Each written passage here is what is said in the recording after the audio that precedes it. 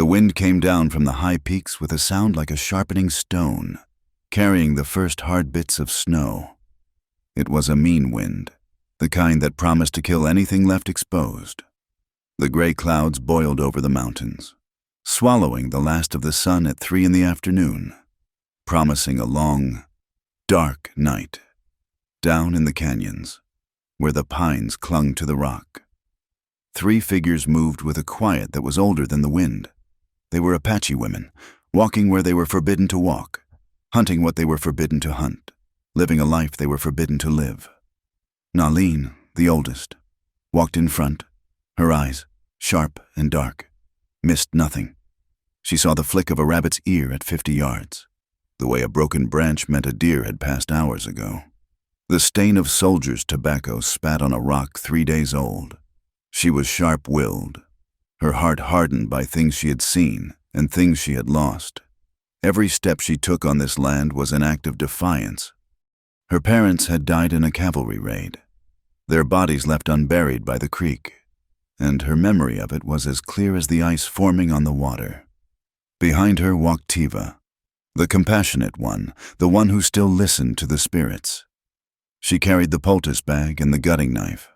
Her gaze was softer, scanning the frozen ground for the tough, woody stems of herbs that still held their medicine. Tiva's spirit was bent toward healing, though her own was broken. Her brother, a good man who believed the white man's paper, had been shot during the treaty negotiations. A white flag of truce clutched in his cooling hand. Tiva still prayed, but she no longer prayed for peace. She prayed for strength. Last came Sata, the youngest, the silent one. She moved like a shadow, her face a mask of old anger. Her steps were heavy, almost a stomp, the only sound she allowed herself to make. Where Nalin was sharp and Tiva was soft, Sata was frozen. She had been 13 when the white miners found her gathering roots by the river. They had left her for dead. They had been wrong. They had only killed her voice.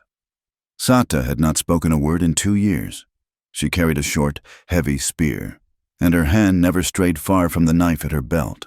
They were alone, far from the agency, avoiding the forced relocation to the barren flats of San Carlos. The reservation was a place of ration tickets, bad flour, and slow death. Here, in the mountains, there was hunger and cold and soldiers, but there was also freedom. It was a freedom they hunted for. One rabbit, one root, one day at a time. The snow was coming faster now, stinging their faces. Nalin held up a hand. The 2 women behind her stopped, instantly still. Nalin tilted her head, listening past the wind. There was another sound, the sound of the river, yes, but something else. A low, wet sound, a groan. Nalin moved toward the water, her rifle held ready. Tiva and Sata fanned out, their eyes scanning the rocks. Then Nalin saw it. Down by the river's edge, half sprawled in the icy water, was a man, a white man. He was a ruin. His clothes were torn to shreds, one leg bent at an angle that was wrong, the bone jutting through the fabric of his trousers in a dark, wet stain. His face was a map of blue and purple bruises, his hair matted with blood and dirt. He had been shot, at least twice, one wound in his shoulder, another high in his chest, both crusted with black blood. He was half-starved, his cheeks hollowed out, his lips cracked and blue. He was lying beside a dead horse, an animal that had also been shot multiple times. He was clearly, absolutely, left for dead. Tiva was the first to move, rushing forward and kneeling in the snow beside him. She put her ear near his mouth. "He breathes," she whispered, her voice tight. Nalin spat on the ground. "He is a white man. Let him finish his dying." Sata moved closer, her eyes cold. She drew her knife. She looked at Nalin, her expression clear. One cut, it would be a mercy. For him and for them. "No," Tiva said, placing her hand on the man's frozen chest. "Sata, no, we cannot." "He is the enemy," Nalin said, her voice flat. "Look at his skin. Look at his boots. He is one of them. He probably has a rifle that has killed our people." "He is a man," Tiva argued, her eyes pleading with her friend. He is dying. The old ways say we cannot walk past a dying thing. Not if we have the power to help. The spirits see. The spirits also see us freezing to death while we argue over a white dog, Nalin shot back. Saving a life binds it to ours. Nalin, you know the law. It is a sacred debt. It is a sacred foolishness, Nalin said. We have no food for ourselves. We are hunted. What are we to do with this? This meat? Sata touched the hilt of her knife again. Her gaze locked on the man's throat. Tiva saw the motion and grabbed her hand. No! It is bad medicine to kill a man this way. A man who is already in the spirit world. It will bring a curse on us. Sata did not look convinced, but she did not move. Tiva looked back at the wounded man. His breath was a tiny, ragged puff of white in the air. He was close, so close to gone. We save him, Tiva said. And this time, her voice was not pleading. It was firm. Or we are no better than the miners who found Sata. We are Nende. We are the people. We do not leave a soul to the crows. Nalin stared at Tiva for a long moment, the wind whipping her hair across her face. She looked at Sata, who was trembling, but not from the cold. She was trembling with rage, wanting the kill.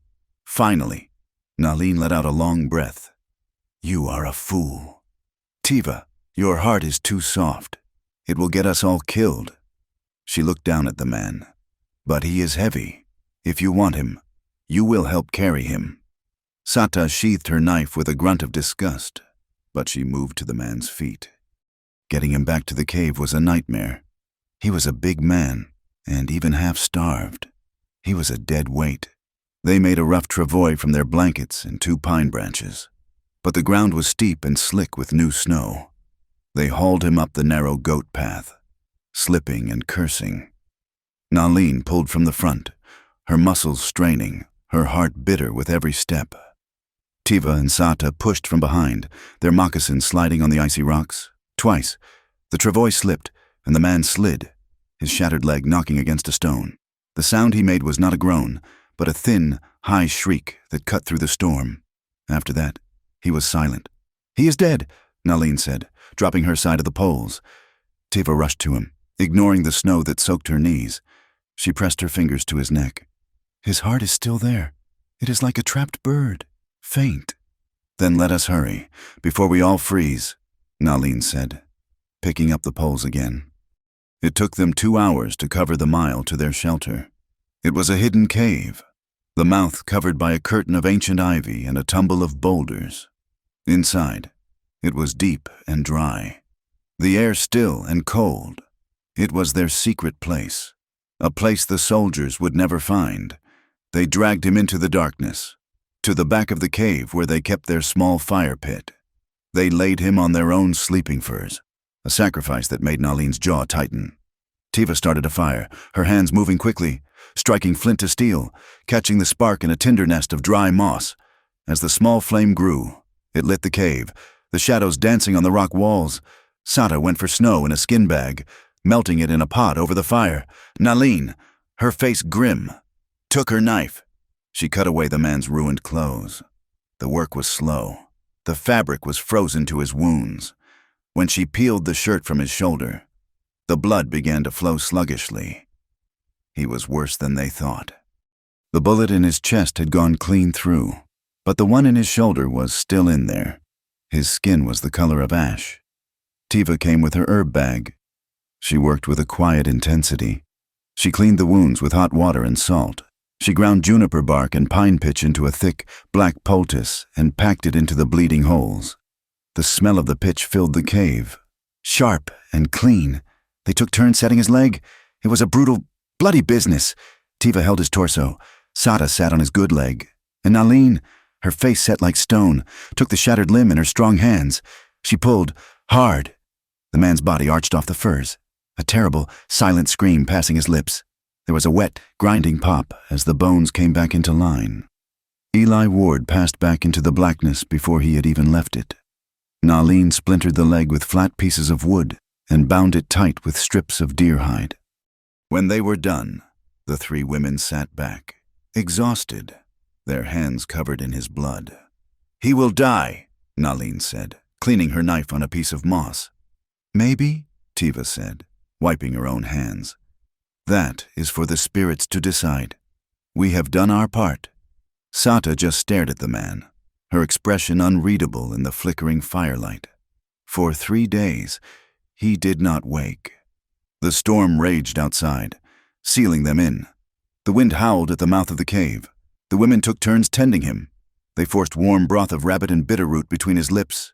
They cleaned his wounds. They listened to his fever dreams, a string of nonsense words and names. Brogan, he said. Once.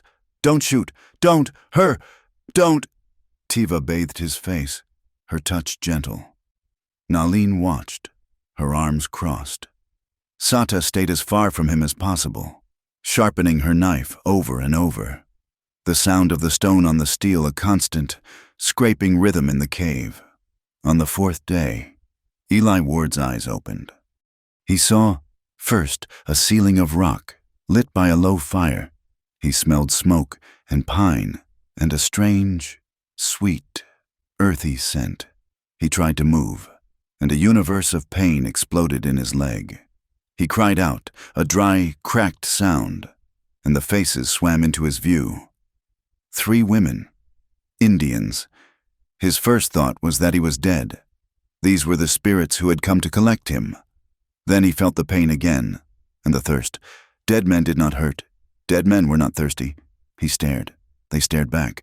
One was older, her face hard, her eyes full of suspicion. She held a rifle. One was younger, her eyes wide and dark, full of a pity that almost looked like fear. The third, the youngest, looked at him with a hatred so pure it was a physical thing. She held a knife, and she looked like she knew how to use it. Water, he croaked. The word was dust in his mouth. They did not understand. He tried again, panting from the effort. He made a motion of drinking. The one with the kind eyes, Tiva, seemed to understand. She picked up a small clay bowl and held it to his lips. It was a bitter, warm tea. He drank it greedily. Where? He tried. Who? Nalin said something sharp in her own language. It was a language of clicks and glottal stops, a sound he had only ever heard from a distance, usually followed by gunfire. Tiva spoke, her voice softer. She pointed to herself. Tiva, she pointed to the hard one. Nalin, she pointed to the silent, angry one. Sata. Then she pointed at him. Eli, he managed. Eli Ward. The name meant nothing to them. He was weak, disoriented. He remembered. Nothing. Horses, gunfire, a man's face, bearded and yelling, a woman screaming. But it was a fog, a nightmare he could not grasp. He was in a cave. His leg was on fire. He was a prisoner. The days blurred. The communication was slow, tense. It was a world of gestures. He pointed to his leg, his face a question. Tiva pointed to his chest, then made a sound like a gunshot. Pow! She pointed outside, to the river. They had found him. He understood that. They were feeding him. He understood that, but he did not understand why. He was a white man. They were Apache, in his world, in the Arizona territory of the late 1870s. Those two things did not mix, not peacefully. He kept waiting for the men to return. A husband, a father, a brother. He kept waiting for the knife to be used for something other than cutting his meat. But no men came. It was just the 3 of them. He tried to sit up, but the one called Nalin pushed him back down, her hand on his good shoulder, her face a warning. He was their captive. Then, one night, when the fire was low and the storm had quieted, Tiva sat beside him. Nalin was sleeping. Sata was guarding the entrance, a small, still shadow against the gray light. Tiva spoke softly, in a mix of her language and broken, hesitant English. She had learned some at the agency, before her brother was killed. You, she said, pointing at him. Big hurt. He nodded. Yes, we, she said, pointing to herself, to Nalin, to Sata. We save. Thank you, he said, the words feeling strange. Tiva shook her head. She held up 3 fingers. 3 women, unmarried. She pointed to him again. One man. She made a motion of pulling, of lifting. "We save you from death." "Yes," Eli said, confused. Tiva's face was serious, her eyes searching his in the firelight. She slowly tied the fingers of her two hands together, an unbreakable knot. "Ndi law," she said, her voice a whisper. "Sacred law, a man saved from death by 3 maidens. He owes life bond." Eli stared. He had no idea what she meant. Tiva took a deep breath. She seemed to be searching for the word. "You are sacred. You are ours." She leaned closer, her eyes holding his. "You, husband." Eli's brain, fogged with pain and laudanum-laced tea, tried to process the word. Husband. He let out a weak, dry laugh. "Husband? Me?" He thought it was a joke, a mistake in translation. Tiva did not laugh. Her expression did not change. "It is the law," she said, as if explaining the sunrise. "You are saved. You are bound. You are our husband. Whether you accept or not." The laugh died in Eli's throat. He looked at her dark, serious eyes. He looked at the sleeping form of Nalin, her hand on her rifle. He looked at Sata, a silhouette of anger at the cave's mouth. This was not a joke. This was something else, something deep and old and terrifying. He did not heal quickly. The leg was a mess of splintered bone and torn muscle. The fever came and went, leaving him shaking and slick with sweat. In his helplessness, he had nothing to do but watch. He learned to trust them, not because he wanted to, but because he had no choice. He was a child, and they were his keepers. And he learned to see their grief. He saw it in Nalin. She was the provider. She would leave in the pre-dawn light and return at dusk, a few rabbits or a squirrel tied to her belt. She never smiled. At night, she would sit by the fire, her hands rubbing the stock of her rifle. Sometimes, Eli would see her staring at the flames, her eyes lost, her jaw so tight he thought her teeth would crack. One night, Tiva sat beside her and put a hand on her arm. Nalin flinched, as if struck, and then her whole body began to shake.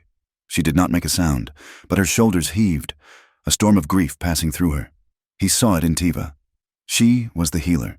She tended his wounds, her hands gentle but firm. She fed him, humming low, sad songs. Her songs were always about the mountains, about the eagle, about a brother who had gone to the stars. When she thought Eli was asleep, he would see her hold a small, carved piece of wood to her chest, her lips moving in a silent prayer. Her brother, he pieced together, the treaty paper, the lie. Her sadness was not hard, like Nalin's. It was a soft, deep ache, a river that ran through her. And he saw it in Sata. Her grief was the most frightening. It was a living, breathing thing. It was a rage that had burned away her words. She would sit for hours, staring at the cave wall, her hands clenched into fists. If Eli moved too suddenly, she would flinch, a sharp, violent motion, and her hand would fly to her knife. She hated him. He was a man, and he was white. He was the enemy she could not kill, sleeping on her furs, eating her food. Tiva had tried to explain it. "Miners," she had whispered, her face pained. "White men, digging, gold." She made a gesture of violence, of tearing. No talk, no more. He was surrounded by their pain. It was in the air he breathed. At night, the small cave became a tinderbox of unspoken things. The firelight flickered, making the shadows long and strange. The tension was so thick he could taste it. He was a man. They were women. They were unmarried. And according to their law, he was their husband. He was acutely aware of them. The smell of their skin, a scent of wood smoke and pine, the sound of their breathing as they slept, the way Nalin would shift, her body taut even in rest, the way Tiva would sigh, a sound of profound weariness, the way Sata would whimper, small, animal sounds in the deep of the night. He started to dream. His own nightmares mingled with the tension in the cave. He would see flashes of the ambush, a narrow canyon, the sun hot on the rocks, the sudden crack of a rifle, his horse screaming, a man's face, bearded, with cold blue eyes. Captain Brogan. The name surfaced from his memory. And the woman. A woman screaming. Not one of the Apache women. A different woman. Was she there, or was it just a sound? He would wake up, his heart pounding, his body slick with sweat. The three women would be awake, too, watching him. He started to suspect this was not just a random attack. He was not just in the wrong place at the wrong time. Someone had tried to kill him. Someone wanted him dead, and they might still be looking. The thought terrified him. He was not just a burden on these women. He was a danger. One night, he decided he had to leave. He was stronger. He could sit up. His leg was a fiery, dull ache. But the infection had receded. Thanks to Tiva's foul-tasting teas, he waited. He listened to the breathing of the women settle into the rhythm of sleep. Nalin was by the fire. Tiva and Sata near the back wall. He had hidden a thick branch, a piece of firewood, under his furs. He pulled it out, using it as a crutch. He slowly, painfully, pulled himself up. The movement sent daggers of fire up his leg. He bit his lip to keep from crying out. He stood, unsteadily, leaning on the branch. The cave spun for a moment. He took one step. His leg, the one that had been shattered, gave out completely. It folded under him like wet paper. He went down hard, crashing onto the stone floor, the branch clattering beside him. He landed on his wounded shoulder, and a sharp, guttural cry was ripped from his throat. Before the sound had even faded, she was on him. Nalin moved like a panther. In a second, she was kneeling on his chest, her weight pinning him to the ground. In her hand was her knife. The blade pressed hard against the side of his throat. He felt the cold steel break the skin. A warm trickle of his own blood ran down his neck. Her face was inches from his. In the dying light of the fire, her eyes were black pools of fury. She was shaking with a rage so profound it stunned him. She was not just angry, she was terrified. "You fool!" she hissed. The English words spat at him like stones. "You stupid, white fool!" He lay still, breathing hard, the knife at his throat. "Where do you go?" she demanded, her voice low and shaking. "To die in the snow, to lead the soldiers to us, to leave us with your debt?"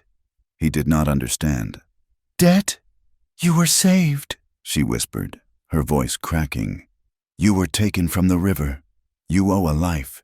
You do not get to throw it away." She pressed the knife harder. "If you leave, the spirits will follow. You are bound to us. Your life is not yours. It is ours, to pay for what we did." He stared into her furious, shaken eyes. He saw her lost parents. He saw Tiva's dead brother. He saw Sata's stolen voice. He was not her prisoner. He was her penance. "Do not," Nalin whispered, her breath hot on his face. "Ever try to leave again, you will not die. White man, not until we are finished with you." She took the knife from his throat, stood up, and walked back to the fire. Her back rigid. Eli lay on the cold stone, his leg throbbing, his shoulder screaming, a line of blood cooling on his neck. He looked at the shadows on the wall, and, for the first time, he understood. He was not going anywhere. After the night Nalin's blade tasted the air at his throat, Eli understood. His life was not his own. The cold steel had pressed a new reality into his skin. He was not a prisoner, not a guest, and not a joke. He was a debt. He was a sacred burden. He began to accept that leaving was not an option. The world outside, the world of snow and wind, was a death sentence. The world inside the cave was a complicated, breathing, and dangerous life. But it was life. His days fell into a new rhythm, marked not by the sun, which he could not see, but by the women's movements. He learned their names by heart, saying them over in his mind. Nalin, the hunter, the blade, the fury. Tiva, the healer, the heart, the prayer. Saita, the shadow, the silence, the pain. He learned their stories not in words, but in the spaces between them. He learned Nalin's story in the hard, efficient way she butchered a rabbit, her knuckles white, her jaw set, as if every cut was a small act of vengeance. He learned Tiva's story in the careful, almost loving way she sorted her herbs, whispering to the dried leaves as she ground them, her touch gentle on things that were broken.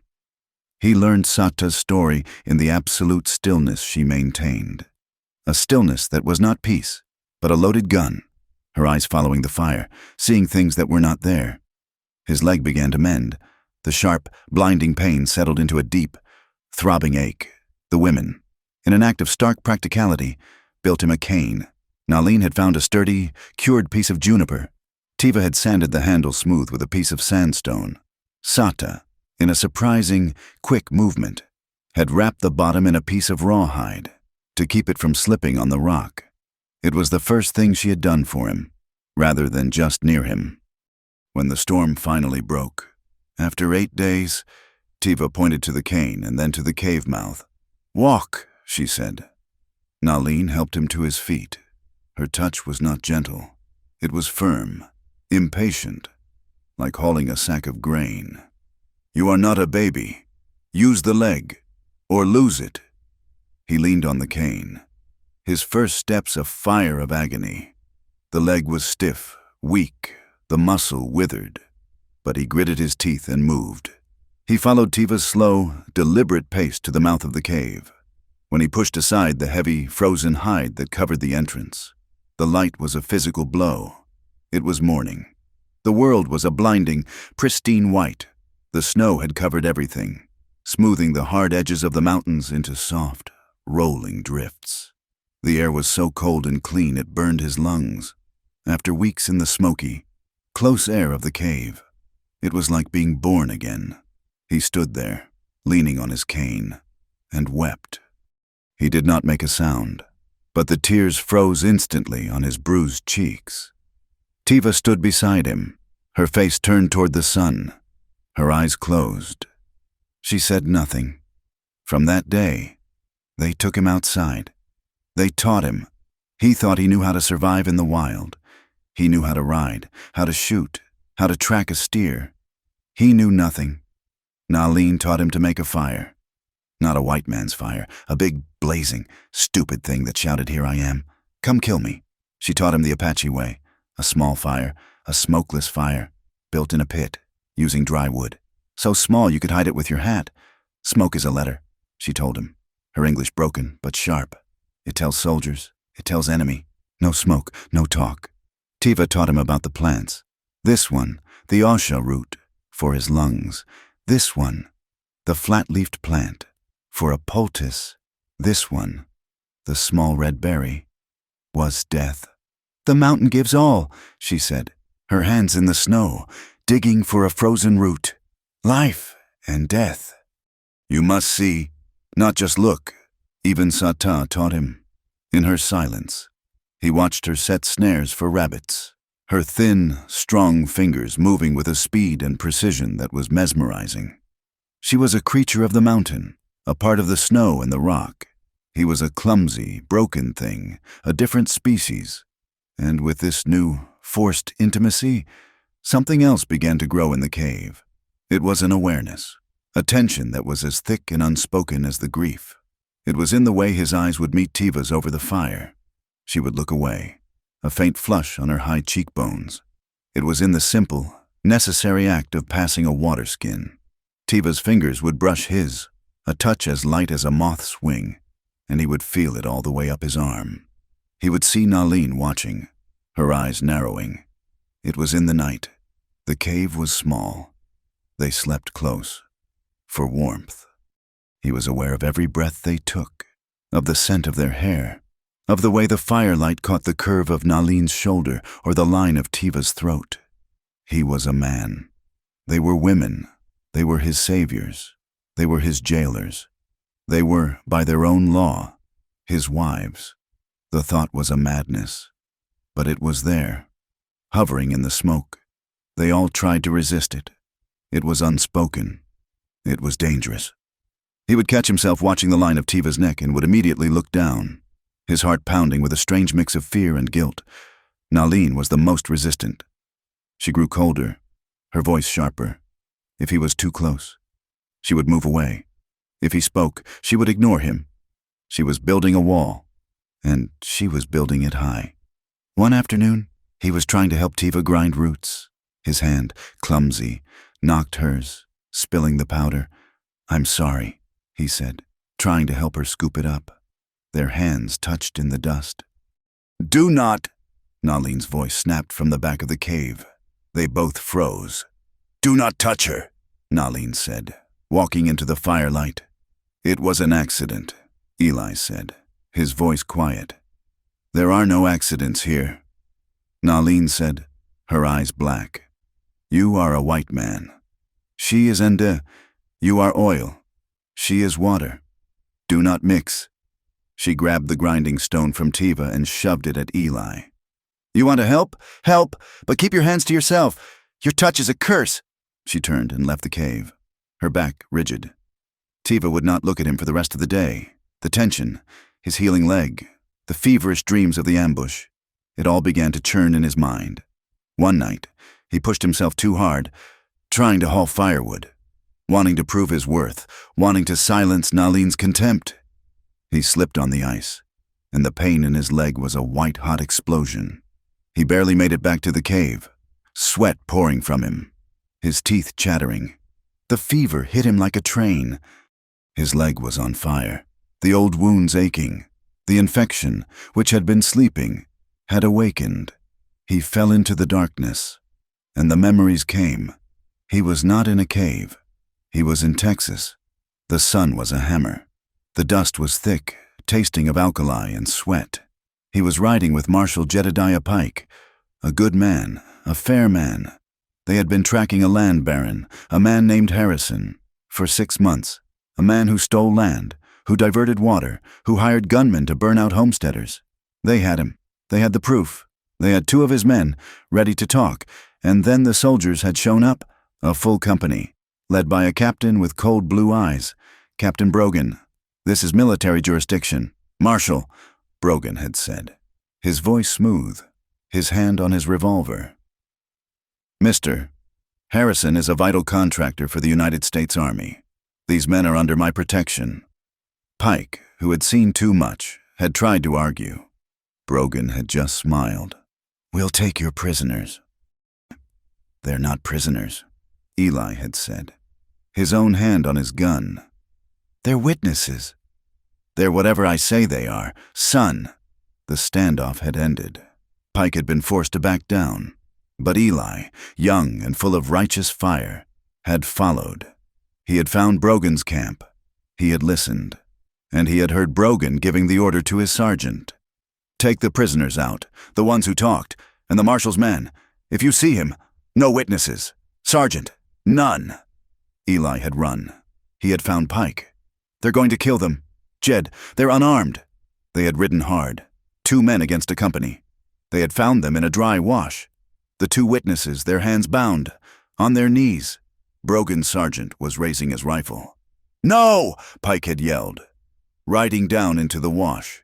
The world had exploded in gunfire. Eli remembered shooting, but not at the men, at the sky, at the rocks, refusing to shoot unarmed prisoners. The words came back to him. It was his own voice, screaming at Pike. Pike had gone down, a bullet in his chest. Eli had been shot from his horse. He remembered the pain, the dirt in his mouth. He remembered Brogan, standing over him, the sun behind his head, making him a black, faceless shape. "You should have stayed in Texas, boy," Brogan's voice had echoed. He remembered a boot to his face, and a woman's scream. Whose scream? Where did that come from? He had been left for dead. He and Pike, but he had not died. He had crawled. He had found a horse, or a horse had found him. He had ridden north, into the territories, trying to get to, where? To Fort Grant? To a lawman? He had just run, and they had found him, the ambush by the river. It was not a random attack. It was Brogan's men. They were cleaning up the last witness. They were tying off the last loose end. He realized it with a certainty that was as cold as the snow outside. Whoever shot him might still be looking for him. He was not just a burden. He was a magnet for death. And he was hiding in a cave with 3 women who had no part in his fight. He had brought the wolf to their door. He woke up, shouting, "Brogan!" His body was on fire. He was soaked, but not in sweat, in cold water. He was naked. The shock of it cut through the fever dream. He was lying on the furs, and his clothes were gone. The cave was dark, lit only by the faint red glow of the dying embers. A rainstorm was raging outside. The sound a dull roar at the cave's entrance. He tried to sit up, but a hand pressed him back down. "Be still," a voice whispered. Tiva. She was beside him, a wet cloth in her hand. She was wiping his chest, his arms, his face. The water was icy, shocking his hot skin. "Fever," she whispered. "Too much. Must cool." He was vulnerable, exposed. He could see the outline of her body as she knelt beside him. He was a naked man. She was a woman. They were alone in the dark. He was too weak to be afraid, too weak to be ashamed. She worked with a clinical, detached purpose. She bathed his burning skin, her touch light, impersonal. She did not look at his face. She focused on her work. When she was done, she did not move. She did not cover him. She sat on the rock floor beside the furs. He lay there, breathing in the cold, damp air, his skin pimpling. The fever was breaking. He could feel it receding, like a tide going out. Tiva rested beside him. She did not touch him. She just sat, her knees drawn up, her arms resting on them. He could hear her breathing, soft and steady. Then he heard her voice, a whisper. So low he almost thought it was the rain. She was praying. She was whispering in her own language. The words a soft, sibilant song. It was a prayer, a chant, a plea. He did not understand a single word, but he understood the intent. She was praying for him, for his spirit, for his life. He lay there, naked and weak, listening to the Apache woman pray for his white man's soul. And he felt a wave of something so profound it almost broke him. It was not desire. It was gratitude. It was a connection that went deeper than skin, deeper than language. He fell asleep, not into the darkness of fever, but into a true, healing rest. When he woke, the sun was trying to shine. The rain had stopped. He was covered in furs, and his leg ached, but the fever was gone. He saw Tiva across the cave, sleeping, her face pale with exhaustion. Nalin was by the fire, sharpening her knife, her movements sharp and angry. She heard him stir. She looked up, her eyes black. "You are a weak thing," she said, her voice dripping with contempt. "Like a baby. She sits with you. She prays. She does not sleep. For you." Eli said nothing. He had no defense. "You make her soft." Nalin spat. "You make us all soft. We are not soft people. White men, the soft ones are dead. They are on the reservation, eating worms from the flower. We are hard. We survive." She stood up and walked over to him. She kicked the furs. "Get up. Your fever is gone. You are not dying today." She pointed to the wood pile. "Chop or freeze." Tiva stirred, her eyes opening, alarmed. "Nalin, no, his leg. He is weak." "He is a man," Nalin said, not looking at Tiva. "Let him act like one. He will not be a child in my house." She threw his clothes at him. They were damp, but clean. Tiva had washed them. Eli dressed, his hands shaking. He stood, using his cane. His legs screamed in protest. He walked to the small pile of wood. He picked up the hatchet. He spent the morning trying to chop wood. It was a pathetic, humiliating display. He had to balance on his one good leg, using the cane for support. His swings were weak, the hatchet glancing off the tough, cured wood. Nalin watched him. She did not help. She did not mock. She just watched, her arms crossed, her face a mask of stone. He would chop for a minute, then have to sit, his body trembling with weakness. His leg felt like it was full of broken glass. But he did not stop. He thought of her words. He is a man. Let him act like one. He thought of Tiva, praying for him in the dark. He gritted his teeth, stood up, and swung the axe. A small chip of wood flew off. He swung again. He worked until the sun was high. and he had a small pile of split kindling. He was covered in sweat, and his leg was throbbing so hard he could barely see. He finally collapsed by the fire, exhausted. Nalin watched him, her expression unreadable. She said nothing, but later that afternoon, when Tiva brought him a bowl of hot broth, he saw Nalin watching him from the shadows. Her face was still hard, but her eyes, for just a second, had lost their sharp edge. There was something else there. Not softness, but a flicker of something close to it. A grudging respect. She refused to admit, even to herself, that his stubbornness, his refusal to stay weak, was growing on her. The next day, Eli was outside, sitting on a rock, letting the weak sun hit his face. He saw Sata. She was alone, at the edge of the clearing, far from the cave. She was squatting, her back to him, scratching in the dirt with a long, thin stick. He was curious. He stood, wincing, and used his cane to walk toward her. He moved quietly. He did not want to startle her. He got within 10 feet of her. She was completely absorbed in what she was doing. He looked past her shoulder, at the dirt. It was a drawing. It was crude, made of stick figures, but it was unmistakable. There were 3, 4, 5 tall figures, men. They had hats. There was a smaller figure, on the ground. A woman. Her.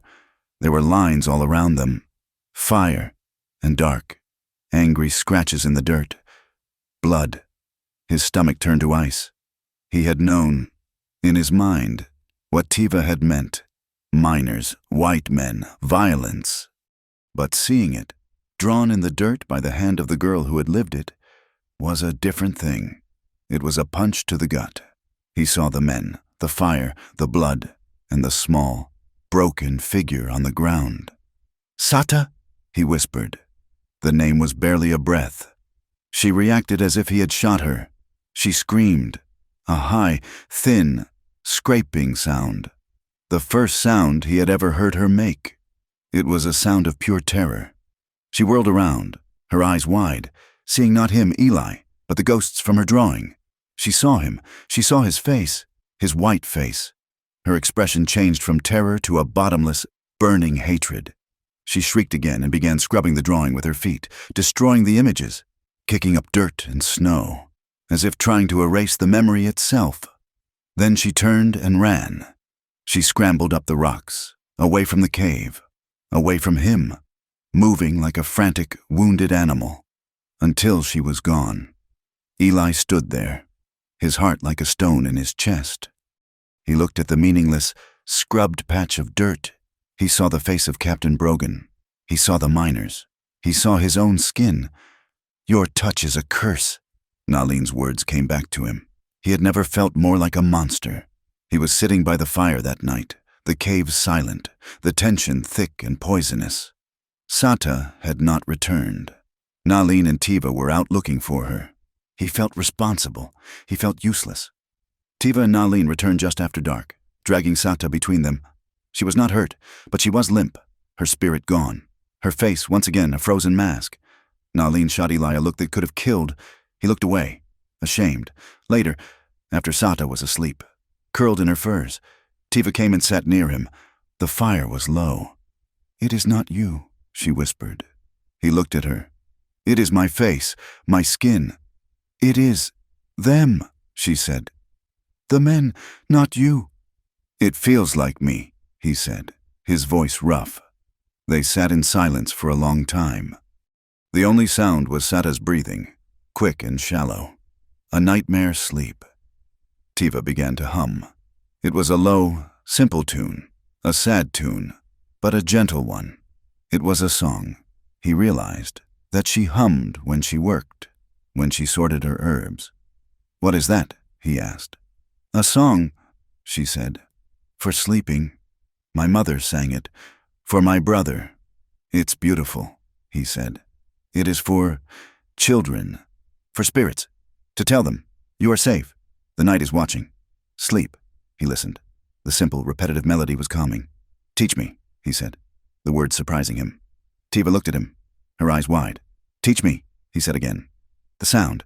I do not need the words." She hummed it again, slowly. He tried. His voice was a low, rough rumble. He was clumsy, she corrected him, her own voice soft, guiding. They hummed together, their voices a strange harmony in the cave. The fire crackled. Nalin watched them from the shadows, her face unreadable. The next night, the tension was still there. Sata was still silent, still a shadow. She sat as far from Eli as she could, her back to him. Eli felt a pull. He looked at Tiva. She nodded.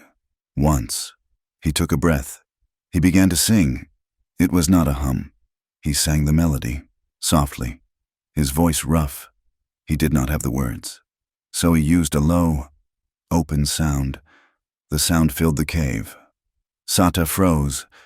Nalin stopped her work. Tiva closed her eyes. He sang the simple, sad lullaby that Tiva had taught him. He sang it for the brother she had lost. He sang it for the parents Nalin missed. He sang it for the voice Sata could not find. He sang it for himself, for the lawman. Pike, he had lost. He finished. The silence that followed was different. It was not an angry silence. It was a heavy, thoughtful one. Sata slowly turned around. She looked at him. Her eyes were not full of hate. They were full of a vast, empty sadness. She did not move for a long time. Then, in a motion so small he almost missed it, she stood up.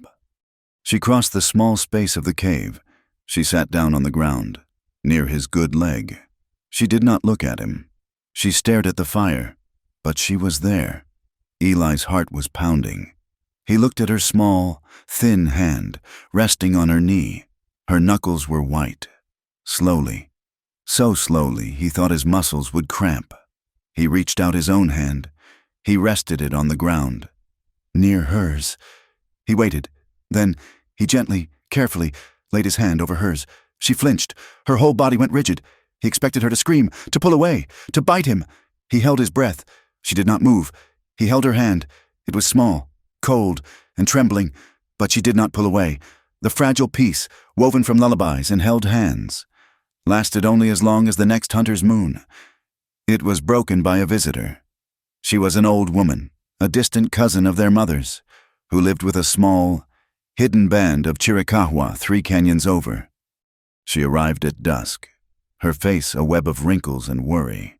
And she did not come for social talk. She accepted a bowl of water from Tiva but refused food. She spoke to Nalin in low, rapid Apache, her eyes constantly darting to Eli, who sat by the fire, his leg now strong enough to bear his weight for short periods. He understood nothing of her words, but he understood her tone. It was the sound of fear. He understood the sharp, quick glances in his direction. He was the subject. He was the problem. After a few minutes, the old woman stood, her joints cracking. She placed a gnarled hand on Tiva's arm, said a final, grave word, and then melted back into the shadows she had come from. The silence she left behind was heavy, cold, and absolute. Sata had her back to them, but she was rigid. Tiva was staring into the fire, her lips pale. Nalin, however, was staring at Eli. Her face was a mask of cold, familiar anger. "What is it?" Eli asked. He was used to their silences, but this one was different. This one had teeth. Tiva looked at Nalin. Nalin spat into the fire. "She says, 'Men,'" Tiva began, her voice barely a whisper. "White men, with guns. They are in the hills, near the old agency." Eli's blood went cold. He set down the piece of wood he was carving. "Soldiers?" "No." Nalin's voice was sharp. "Not soldiers. Not with uniforms." She looked at him, her eyes narrowing to slits. "They ask about a cowboy, a man who escaped." Tiva translated the last word. "Escaped justice." Eli felt the floor of the cave drop out from under him. Broken. It had to be. They had not given up. They were still hunting him. And now they were here, in these mountains, in the heart of Apache territory. He had led them here. "They are asking questions," Tiva continued, her voice trembling. "Offering gold for a man with a bad leg, a man shot in the shoulder." Eli looked down at his own splintered leg, at the puckered, scarred skin on his shoulder. "She says," Nalin cut in, her voice like ice, "that her people will not be safe. She says the white men are angry. They say the man is a thief, a killer. They say any Indian who hides him will burn." The words hung in the air. Will burn. He remembered the stories of the cavalry raids, the bodies left by the creek. Nalin's parents. "What else did she say?" Eli asked, his voice low. Tiva would not look at him. Nalin walked over to him, her shadow falling over him, blocking the fire. "She said, we must give you up." Tiva gasped. "Nalin, she did not say that. She said we must be careful. She said we should run, go deeper." "And I say we give him up." Nalin's voice was a raw shout. It echoed in the small cave. Sata flinched, her whole body tensing. "He is one man," Nalin went on, her hand gripping the knife at her belt. "One white man. Our people, Tiva, our people are starving at San Carlos. Our cousins are hiding in these rocks, afraid to make a fire. And for what? For him? For this ghost who brings his own hunters to our door? He is our sacred husband," Tiva said, her voice small but firm. "It is the law. We cannot—" "Law?" Nalin laughed, a bitter, harsh sound. "What law is there for us? The white man's law that shoots your brother under a white flag? The miner's law that—" She stopped, cutting herself off, her eyes flicking to Sata. "There is no law. There is only survival. He is a sickness, and he will kill us all." Eli stood up.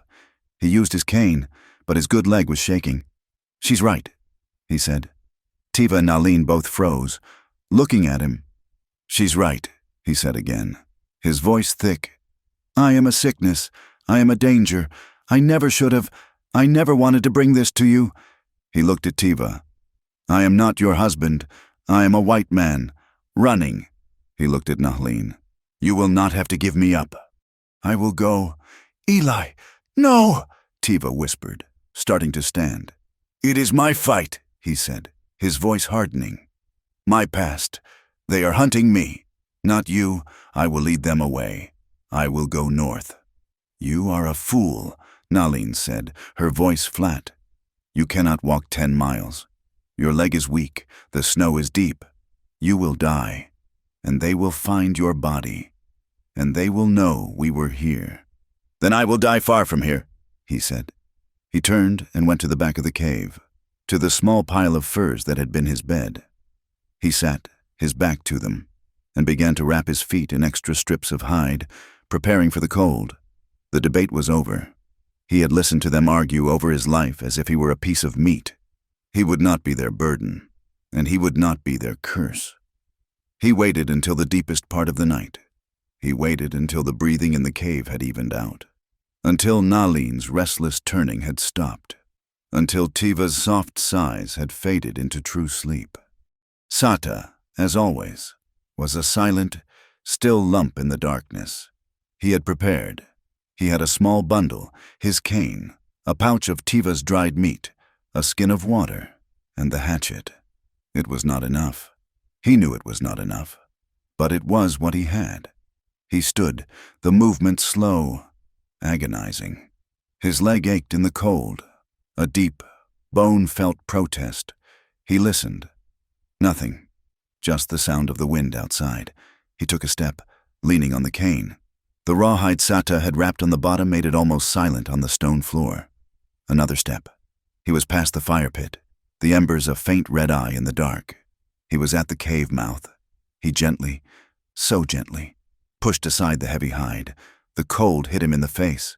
1,000,000 stars were scattered across a black, frozen sky. The moon was a sliver, giving just enough light to see the white, blue-shadowed snow. He took a deep breath of the free, freezing air. He took one step out onto the ledge. "No!" The word was a puff of smoke in the dark. It was quiet. It was small. It was not Nalin's sharp command. It was not Tiva's soft plea. He froze. He turned. Sata was standing right behind him, not 3 feet away. She was just a shadow, barefoot in the snow, her thin shift moving in the wind.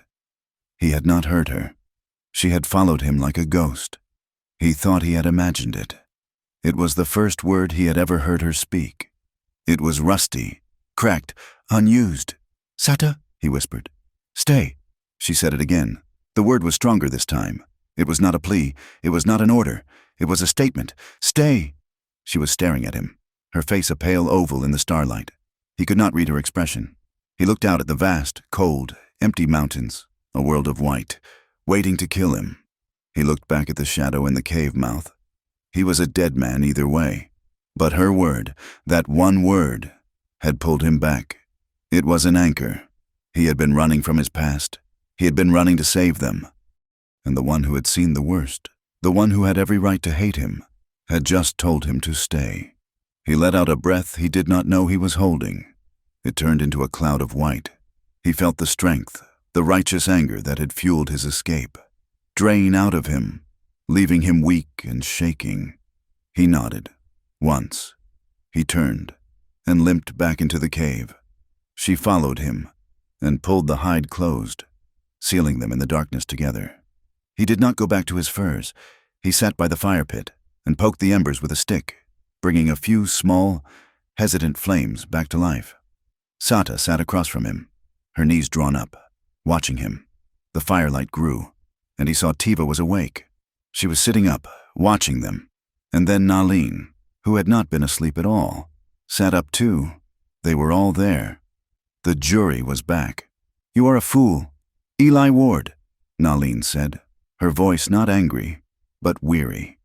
A deep, bone-weary sound. "I know," he said, not looking up from the flames. "Why?" Tiva asked, her voice soft. "Why would you leave us? You know what the law says." "Because of what your sister says," Eli answered, his voice rough. "Because I am a sickness. I am a white man, and I have brought my white man's trouble to you. They are hunting me. They will not stop, and they will not care who they hurt to find me." "Who?" Tiva asked. "Who is hunting you?" Eli looked at the three faces in the firelight. Nalin, hard and judging. Tiva, soft and questioning. Sata, silent and watching. He had not spoken of this to anyone. Not a soul. Jedediah Pike was dead. There was no one else. He had been holding it in, the guilt, the fear, the shame. It had been eating him alive, a poison worse than the fever. And now, in this cave, surrounded by three women who were as broken as he was, it all came pouring out. He broke. He put his head in his hands, and his shoulders began to shake. He did not weep, not with tears, but with the dry, racking sobs that tore at his throat. "His name is Brogan," he choked out. "Captain Brogan." He told them everything. He told them about Texas, about working with Marshal Pike. He told them about the land baron, Harrison, and his connections to the army. "He was selling them rotten beef," Eli said, his voice cracking. "He was selling them guns, and those guns were ending up, well, they were ending up." He told them about the standoff, about the witnesses, the two men who had agreed to talk. "They were unarmed," he whispered, the memory of fresh hell. "They were on their knees. Pike, he told me to hold my fire. But Brogan's sergeant, he just raised his rifle. Pike rode in. They shot him down. They shot him down like a dog." He lifted his head, his face slick with sweat, his eyes burning. "They told me to shoot. Brogan's men. They yelled at me to shoot the prisoners. But I wouldn't. I couldn't. They were unarmed. They were just men. So I shot. But I shot wide. I shot at the rocks." He rubbed his face, his hands shaking. "Brogan saw. He knew. After it was over. They left me. They shot me. My horse. They beat me. Brogan stood over me. He said I should have stayed in Texas." He looked at Tiva. "I ran. I just ran. I don't even know how I got here. I stole a horse. I think I killed a man. I don't remember. I just ran." He looked at Nalin. "So, you are right. I am not just a cowboy. I am a deserter. A man who disobeyed orders. A man who saw a United States Army captain commit murder.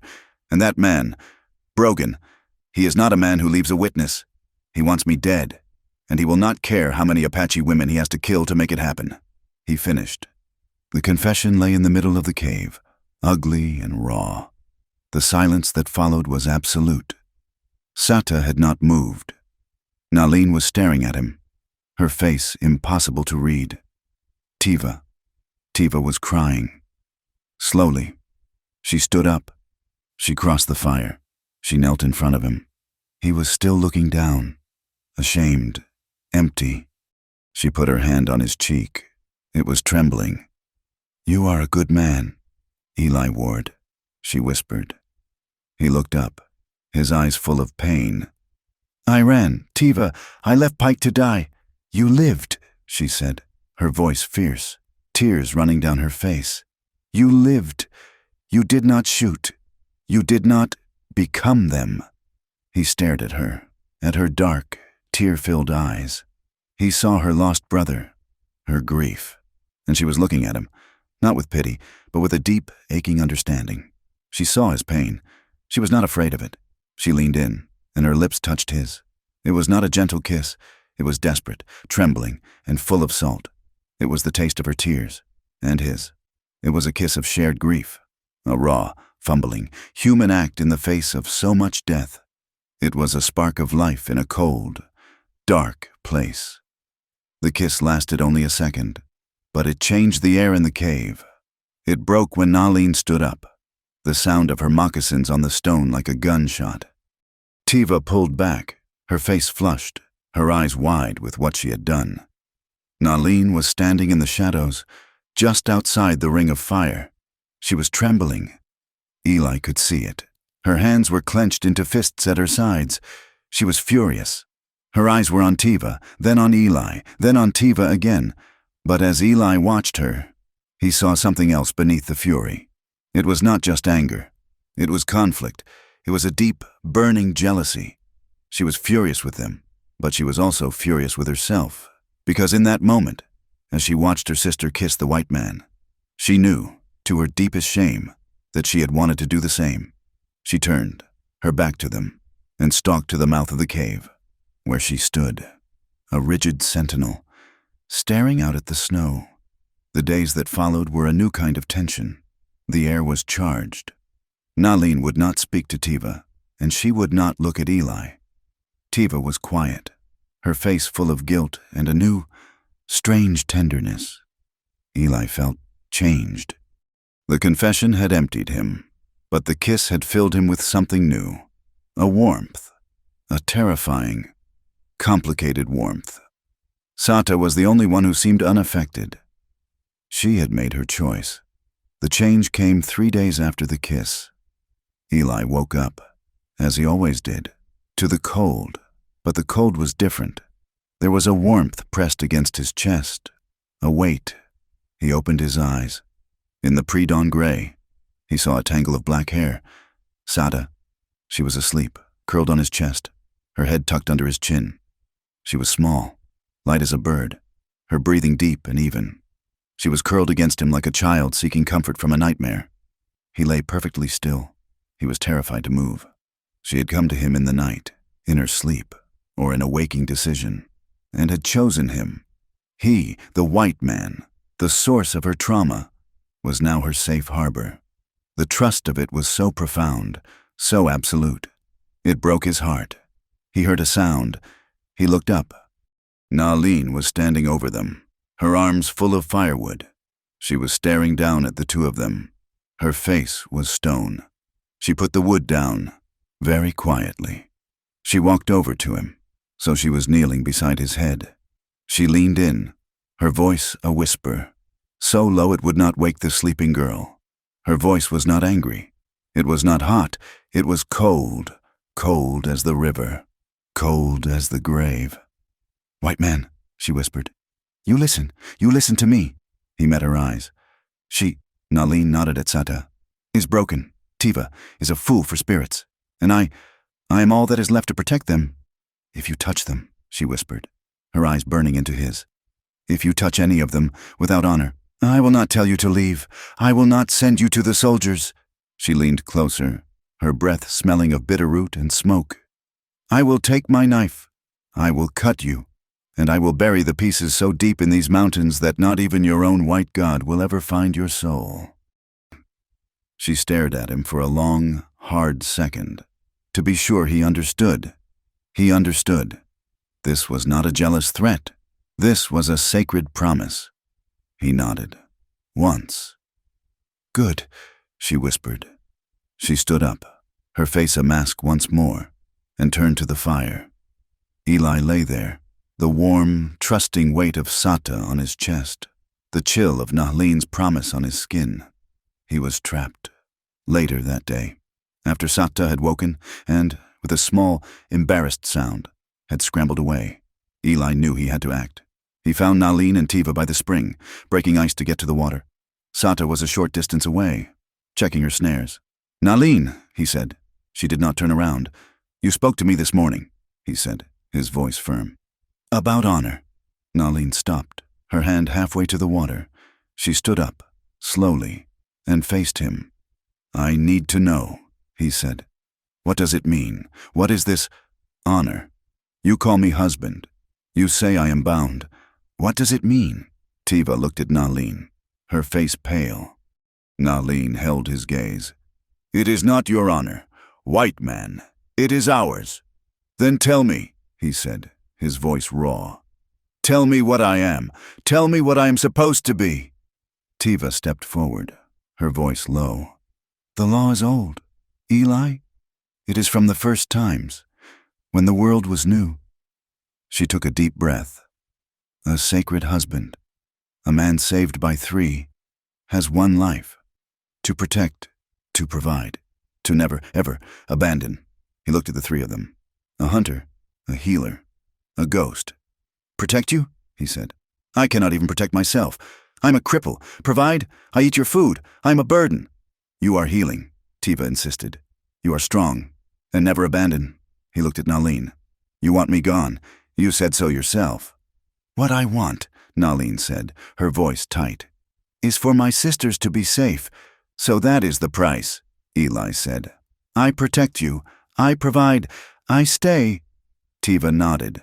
"And in return?" he asked, the question hanging in the cold air. Tiva looked at Nahleen, then back at Eli. Her face was serious, her eyes unblinking.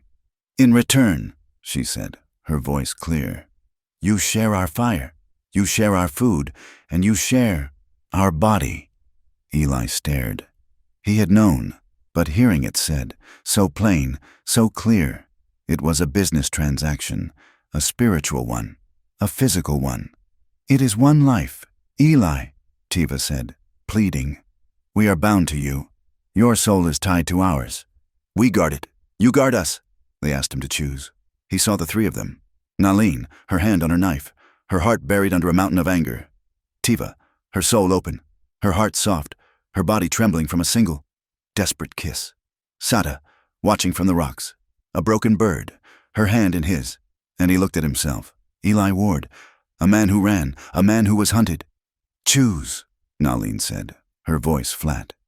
"Be what the spirits demand, or be what you are, a white man, and go." He looked at their faces. 3 women. He had to choose. "I can't," he said, the words tearing out of him. Tiva's face fell. "I can't," he said again, louder, desperation creeping into his voice. "Do you not understand? I am one man. I cannot belong to 3 women." He was a man from Texas, a man of one God, one law. This was not his world. This was not his law. His refusal was a slap. He saw it in Tiva's eyes. The light, the warmth she had shown him. It just went out. She turned her back to him. Her shoulders slumped. She had offered him her soul, her law, her body, and he had said no. Nahleen just nodded, a grim, satisfied look on her face. She had expected this. She had known. He was a white man. He was weak. He was a liar. She turned and walked away. He was left alone. Standing by the broken ice, he had failed. He had refused their law. He had broken the one bond that was keeping him alive. He was alone. He stood there for a long time. Then he heard a sound, a small pebble. dislodged. He looked up. Sada. She was walking toward him. Nalin and Tiva were gone. Back to the cave. Back to their world. A world he had just been cast out of. But Sata was walking toward him. She stopped, 10 feet away, her eyes on his. She did not look angry. She did not look hurt. She just looked. Then she turned and began walking, not toward the cave, but toward the ridge, to check her snares. After a few steps, she stopped. She looked back at him. It was not a question. It was not a command. It was just a look, and he understood. He picked up his cane, and his legs screaming. He followed. She was not turning away from him. She was the only one. The winter deepened, driving its teeth into the mountains. The wind was a constant, high-pitched scream, and the snow, which had once been a white blanket, was now a prison of deep, icy drifts. The world shrank to the dimensions of the cave. The air inside was thick with wood smoke, the smell of drying herbs, and a tension that was suffocating. Eli's refusal to accept the sacred bond had changed nothing and had broken everything. He was still there, his leg healing, his strength returning.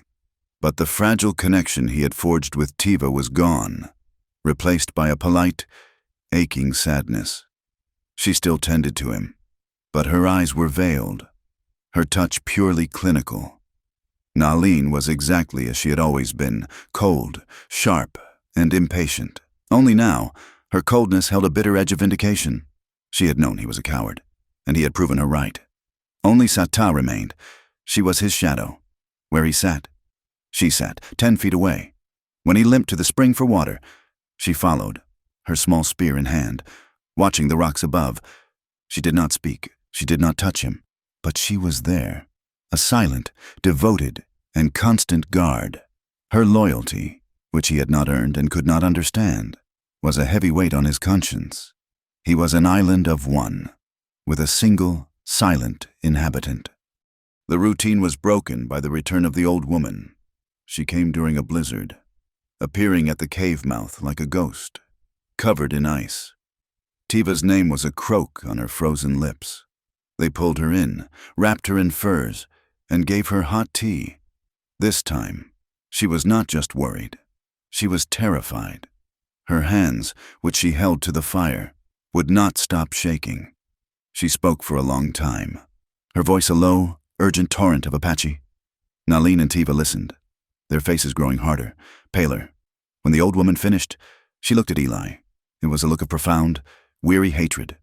She spat on the floor near his feet, stood, and, refusing their offer to stay, vanished back into the storm. The three women were alone, and Eli, who had not understood a word, felt the executioner's axe hanging over his head. "Tiva," he asked, his voice hoarse. Tiva was wringing her hands, her face ashen. Nalin spoke. Her voice was flat. "Dead. All the fire gone?"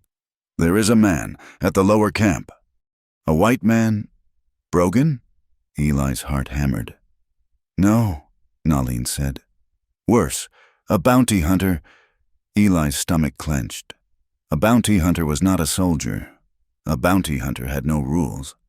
"He has," Nalin continued, her eyes as dead as her voice, "a paper, with your face, a drawing. They had a drawing of him. The world was closing in." "He is offering gold," Tiva whispered, her voice trembling so hard she could barely speak. "A lot of gold. $100. For the man who ran. The deserter." Nalin looked at him. And now, the fire was back. A white-hot, furious blaze. He told the men at the lower camp that the cowboy he is hunting is a murderer, a thief, and that any who hide him are enemies of the army. He said he has permission to burn any camp that gives aid. The old woman's warning had not been a suggestion. It was an ultimatum. "She says," Tiva said, the tears finally coming, "we have two choices. We must give you up, or we must flee. Flee now, into the high mountains, into the deep of the storm. Flee, and never come back." The tension that had been simmering for weeks finally, violently, erupted. "Death!" Nalin screamed, and the word was so full of pain it made them all flinch. You bring death!" She grabbed a burning branch from the fire and threw it against the far wall, where it shattered in a spray of sparks.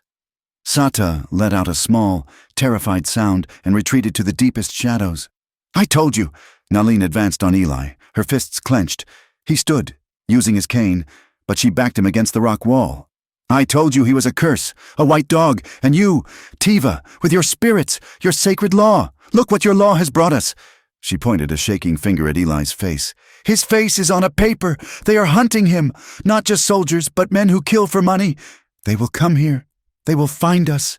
They will see his white skin, and they will see our brown skin, and they will not ask questions. They will burn us. They will do to us what the miners did to her." She pointed to Sata, who was rocking, her hands over her ears. "Nalin, stop!" Tiva cried. "No, he will hear it. He will know what he has done." Nalin turned back to Eli, her eyes blazing, her face wet with tears of rage.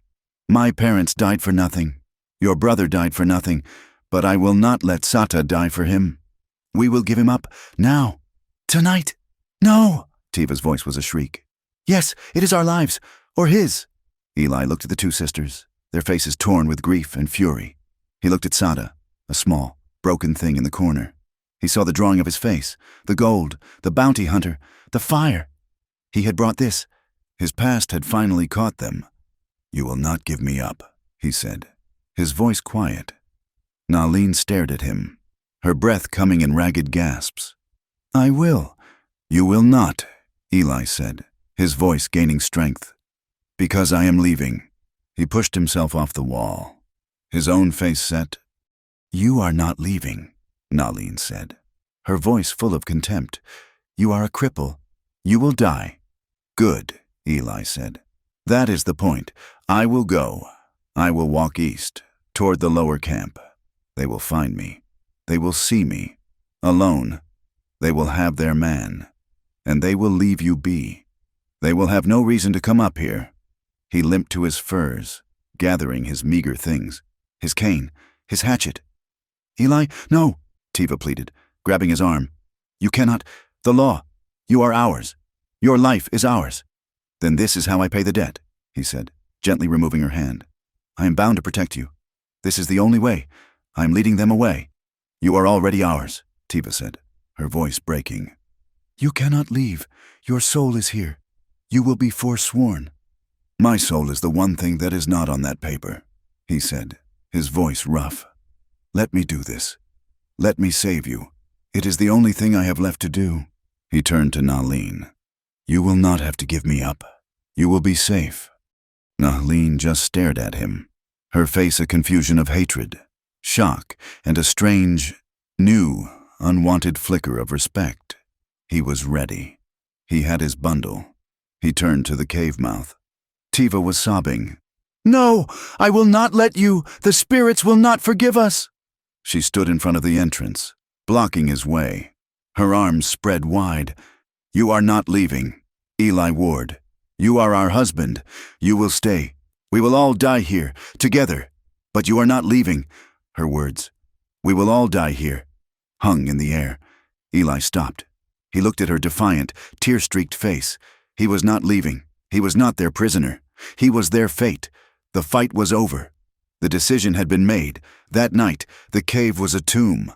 The blizzard howled, a mournful, angry sound. Tiva and Sata were asleep, or pretending to be, curled together for comfort, exhausted by the emotional storm. Eli was awake. He sat by the fire, sharpening the hatchet, the sound of the stone on the steel a rhythmic, scraping noise. He was preparing for a fight he could not win. He was a dead man. They were all dead. He heard a movement. He looked up. Nalin, he thought she had been asleep, but she was standing in the shadows, just watching him. She had been watching him for a long time. She walked toward the fire and sat, not beside him, but across from him. They sat in silence for an hour. The only sounds were the wind and the scrape of the stone. He looked at her. Her face was not angry. It was just empty, worn down. All the sharp edges had been scoured away, leaving the raw rock beneath. He saw, for the first time, that she was not a warrior. She was a terrified older sister who had been 22 years old, pretending to be a woman of 50, and she could not pretend anymore. He stopped sharpening the hatchet. He saw that she was trembling. It was not from the cold. Her whole body was shaking. A fine, deep tremor that she was trying to control, but could not. She was breaking. The bounty hunter, the drawing, the threat of fire, Tiva's refusal to run, it had all piled on, and the woman who had held her family together was now falling apart. She made a sound, a low, choked noise in the back of her throat. He waited. She looked at him, her eyes shining in the firelight. "I am," she whispered. Her voice cracked. So tired. She had lost her parents. She had taken her broken sisters into the wilderness. She had hunted and fought and hidden and held back her own grief. And now, the world was coming to kill her anyway. "I know," he said, his voice low. She stood up, her movements stiff. He thought she was going back to her furs, but she walked around the fire. She stood in front of him. He looked up at her, and then she fell. She did not sit. She collapsed, kneeling in front of him, her hands on his shoulders to stop her from falling onto the fire. Her face was inches from his. He could see the tracks of old tears on her cheeks, the exhaustion in her dark, dark eyes. She was shaking, and she was crying, silent, hot, angry tears. "We are going to die," she whispered. "Here, in this cave. We are going to die." "Maybe," he said, his voice thick. "But not tonight." She stared at him, her breath hitching. She was looking at him, the white man, the curse, the sickness. And he was the only thing there, the only other person awake at the end of the world. "I hate you," she whispered, the words a raw confession. "I know," he said. "I hate you for coming here. I hate you for being alive. I know." And then she kissed him. It was not Tiva's kiss. It was not tender or trembling. It was a collision. It was fierce and angry and full of teeth. She grabbed his hair, her other hand clawing at his shoulder, and she kissed him as if she were trying to draw the life out of him or push all of her pain into him. It was a kiss of absolute, final desperation. It was the kiss of a woman who had been starving for years, not for a man, but for a single second of release. He was stunned. He was frozen, but he did not push her away. His hands came up, and he held her, his fingers digging into her arms. He held her as she shook, as she wept against his mouth, as all the years of her buried pain, her grief for her parents, her terror for her sisters, her hatred of her life, broke apart. She pulled back, her breath a ragged gasp, and he held her. She was not a warrior. She was a broken, terrified woman. She leaned her forehead against his, her eyes closed, her body trembling violently. He held her, and he stroked her hair, his touch rough, clumsy. He was holding the woman who had threatened to bury him in pieces, and all he felt was a profound, aching pity. She kissed him again, and this time, the anger was gone.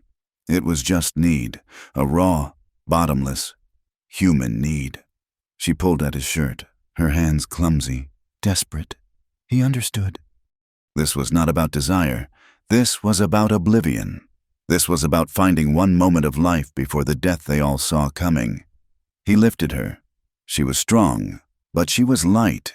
He carried her from the fire to the dark, cold furs in the back of the cave, away from the light. And there, in the darkness, they made love. It was raw. It was a desperate, grasping, frantic thing. It was two people at the end of their rope, clinging to each other in a storm. And then, it was tender. As the frantic energy broke, she collapsed. Her body went limp in his arms, and she began to sob. Not the angry tears from before, but the deep, shuddering, broken sobs of a heart that had been held in for too long. He held her. He just held her. He covered them with the furs, and he held her as she wept. He whispered nonsense things, the way he had hummed the lullaby. He stroked her back. It was the breaking of years of buried pain.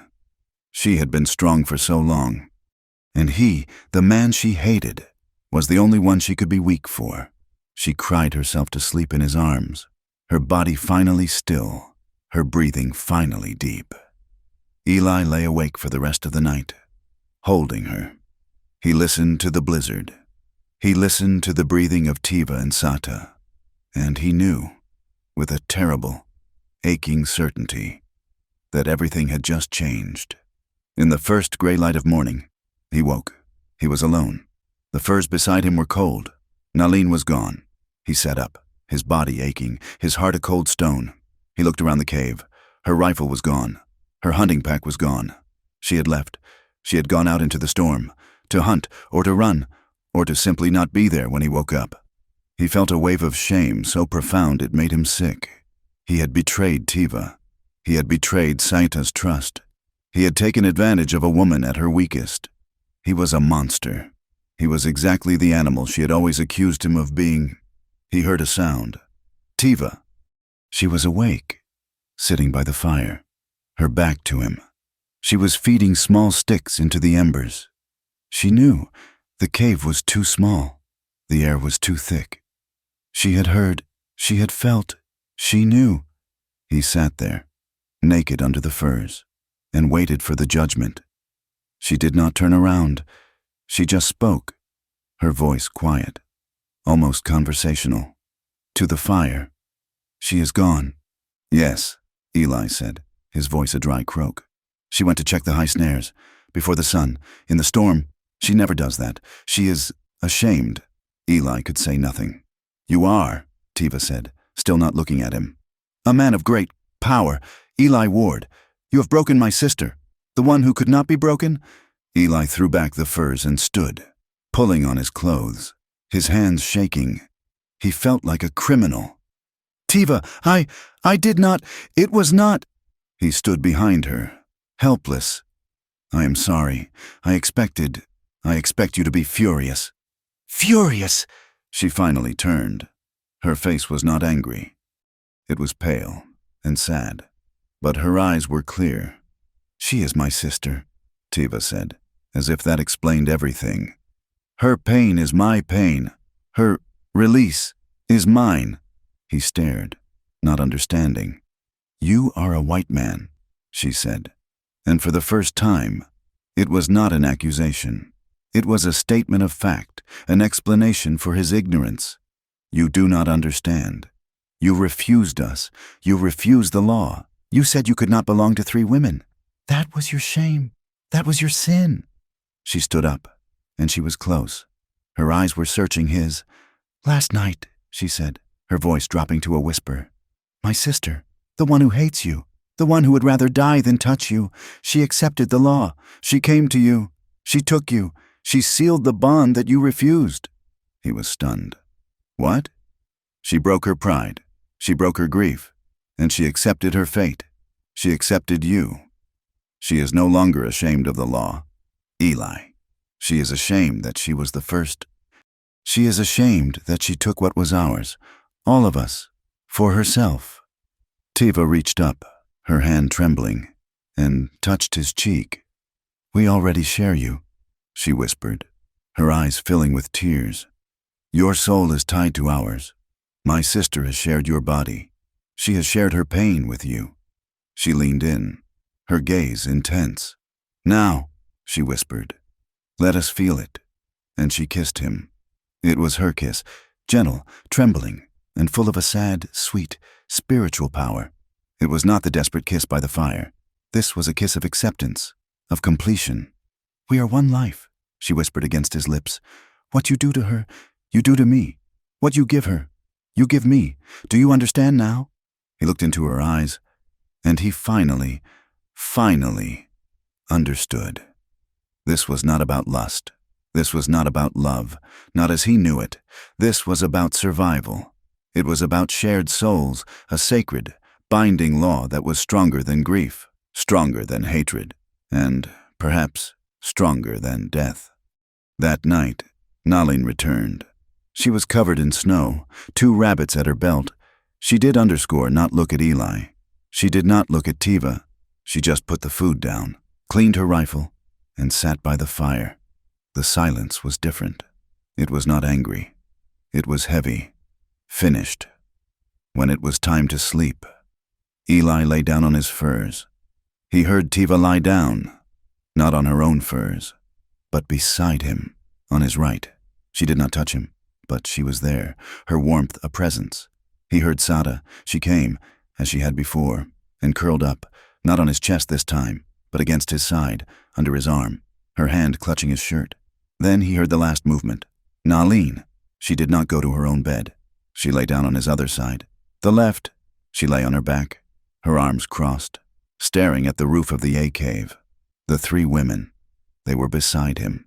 He was in the middle, a log in a fire, surrounded by the three of them. The moment was so emotionally intense it was almost painful. He could feel Texamplia's quiet breathing. He could feel Sata's small, trusting warmth.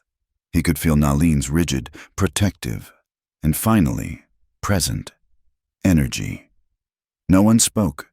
This was it, the healing, the soul-bearing. He was not Eli Ward, the runaway. He was not the curse.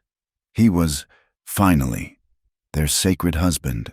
He was the man who would not shoot unarmed prisoners, and he was the man who would not abandon these women. He felt Sada's hand unclench, her breathing deepen. He felt Tiva sigh, a sound of profound release, as if a great weight had been lifted from her soul, and he felt the rigid line of Nalin's body, inches from his. Finally, relax. He closed his eyes, surrounded by them, a shield of broken, healing women. He felt a peace so deep he did not recognize it. For the first time since Jedediah Pike had died, he fell asleep, and he did not have a single nightmare. He was woken by a sound that did not belong. A gunshot. It was not the crack of Nalin's hunting rifle. It was a heavy, deep boom, a sound of a Spencer or a Winchester. It echoed, rolling down the valley. Eli was on his feet instantly, his legs screaming. The women were already up. Nalin was at the cave mouth, her rifle in her hand. Tiva was holding Sata, who was trembling. Then another shot, and another. They were not hunting. They were not random. They were close, too close. Nalin looked back at him, her face pale, all the peace of the night shattered. "They are in the valley," she whispered. Then they heard it, the sound of men shouting in English, and the jangle of horses moving through the snow. They were here. The world outside the cave mouth had become a new kind of hell. The shouting was closer now, the voices of at least 4 or 5 men. They were not the disciplined calls of soldiers. They were rough, angry, and profane. The sound of men who were paid by the day and enjoyed their work. "Spread out," one man bellowed, his voice echoing off the canyon walls. "They're up here. I can smell the smoke. Find the camp. Harrison said burn it all. $100 for the man, 50 for the squaws." Eli, Nalin, Tiva, and Sata were pressed against the cold stone just inside the cave, hidden by the curtain of ivy. Nalin had her rifle. Eli had the hatchet. Tiva had her knife and her medicine bag, her knuckles white. Sata held her small spear, her body a single, taut wire of terror. Eli's blood ran cold. 50 for the squaws. These were not lawmen. They were not even bounty hunters. They were slavers, murderers, hired by Harrison. This was not about justice. This was an extermination. He saw the first man. He rode into the small clearing by the spring, his horse trampling the ice. He was a big man, bearded, with a greasy buffalo coat. He spat on the snow. "No camp," he yelled. "Just a spring. Where are the red bastards hiding?" Another man, thin and wiry, appeared on foot. "The tracks go up, into the rocks. Up there." He pointed, not at the cave, but higher up the ridge. "Then we go up," the big man said, dismounting. "Find their den, and we burn them out." Eli looked at the faces of the women. Tiva was praying, her lips moving silently. Sata was shaking so hard she could barely stand. Nalin was staring down the sight of her rifle, her face a mask of such pure, cold hatred that it frightened him. He had brought this fire, this filth, to them. He made a decision. It was the only one. He had failed to lead them away. He had failed to protect them. He could only do one thing now. He put his hand on Naleen's rifle, gently pushing the barrel down. She looked at him, her eyes full of murder. "No," he whispered. "Don't shoot. Not yet. They are here," she hissed. "They are here for me," he said, his voice quiet, final. "Let me end it." Before Tiva could speak, before Naleen could argue, he moved. He pushed aside the hide and stepped out onto the ledge, his hands held high, his cane left behind. "Hold your fire," he shouted, his voice cracking in the cold air. The men in the clearing froze. The big man turned, a grin splitting his beard as he saw Eli. "Well, well," the man shouted, raising his heavy rifle. "Look what we flushed out, the deserter, Eli Ward." "I'm the man you want," Eli called, his voice shaking but loud. "You found me. Let them go. The women, they have no part in this. They were forced to hide me." The big man laughed, a sound like gravel. "Is that right? Well, we'll take that into consideration. After we have you, come on down, boy. Or we come up." "I'm coming," Eli said. He took a step, his bad leg protesting. He was going to surrender. He would give himself up. And they would kill him. And maybe, just maybe, they would be satisfied and leave. He took another step, his foot slipping on the icy rock. "Eli, no!" Tiva screamed from inside the cave. "Shut up, you fool!" Naleen's voice was a raw cry. Eli turned his head, to tell them to stay hidden, to run, and he was met by the flat, stinging force of a hand striking his face. Naleen was outside. She had dropped her rifle and she slapped him. Hard. The sound was as sharp as a gunshot in the still air. He stumbled back, stunned, his cheek burning, tasting his own blood. She grabbed the front of his shirt, her face inches from his, her eyes too black, burning coals of fury. "You are not dying before I do," she hissed, her voice shaking with a rage that was deeper than the canyon. "You do not get to die. You do not get to be a martyr. You are ours, and we are not finished with you." "Naleen," he stammered. "They will kill you." "Let them try," she whispered, her voice a sacred promise of violence. "But you will not surrender. You are Ende's husband. You will fight, or I will kill you myself." "Get him!" the man below roared, impatient. "Shoot the squaw and take him!" The wiry man raised his rifle. Naleen shoved Eli backward, into the cave.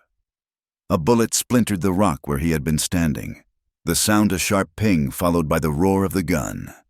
They were all inside, their hearts pounding. The truce was over. "We cannot stay here," Eli said, his cheek throbbing, his mind racing. "They will climb up. They will trap us." "We run," Naleen said, grabbing her rifle. "Where?" Tiva cried. "The snow is deep. They have horses." As if in answer, a small, hard object wrapped in hide was thrown into the cave. It landed on the floor, and the three women stared at it. It was a message. Tiva unwrapped it. It was a piece of charcoal, and a smooth, flat stone. "What is it?" Eli asked. "A runner," Naleen said, her voice grim. She was watching the cave mouth. "From the elders. From the old woman." Tiva read the markings, her face pale. "She says, the mountain is no place for a battle. The white men are too many." "Their guns are too loud. They will bring the soldiers." She looked at Eli, her eyes full of a terrible finality. "They say we must disappear, or we must fight alone." They were cut off, their own people, to save themselves.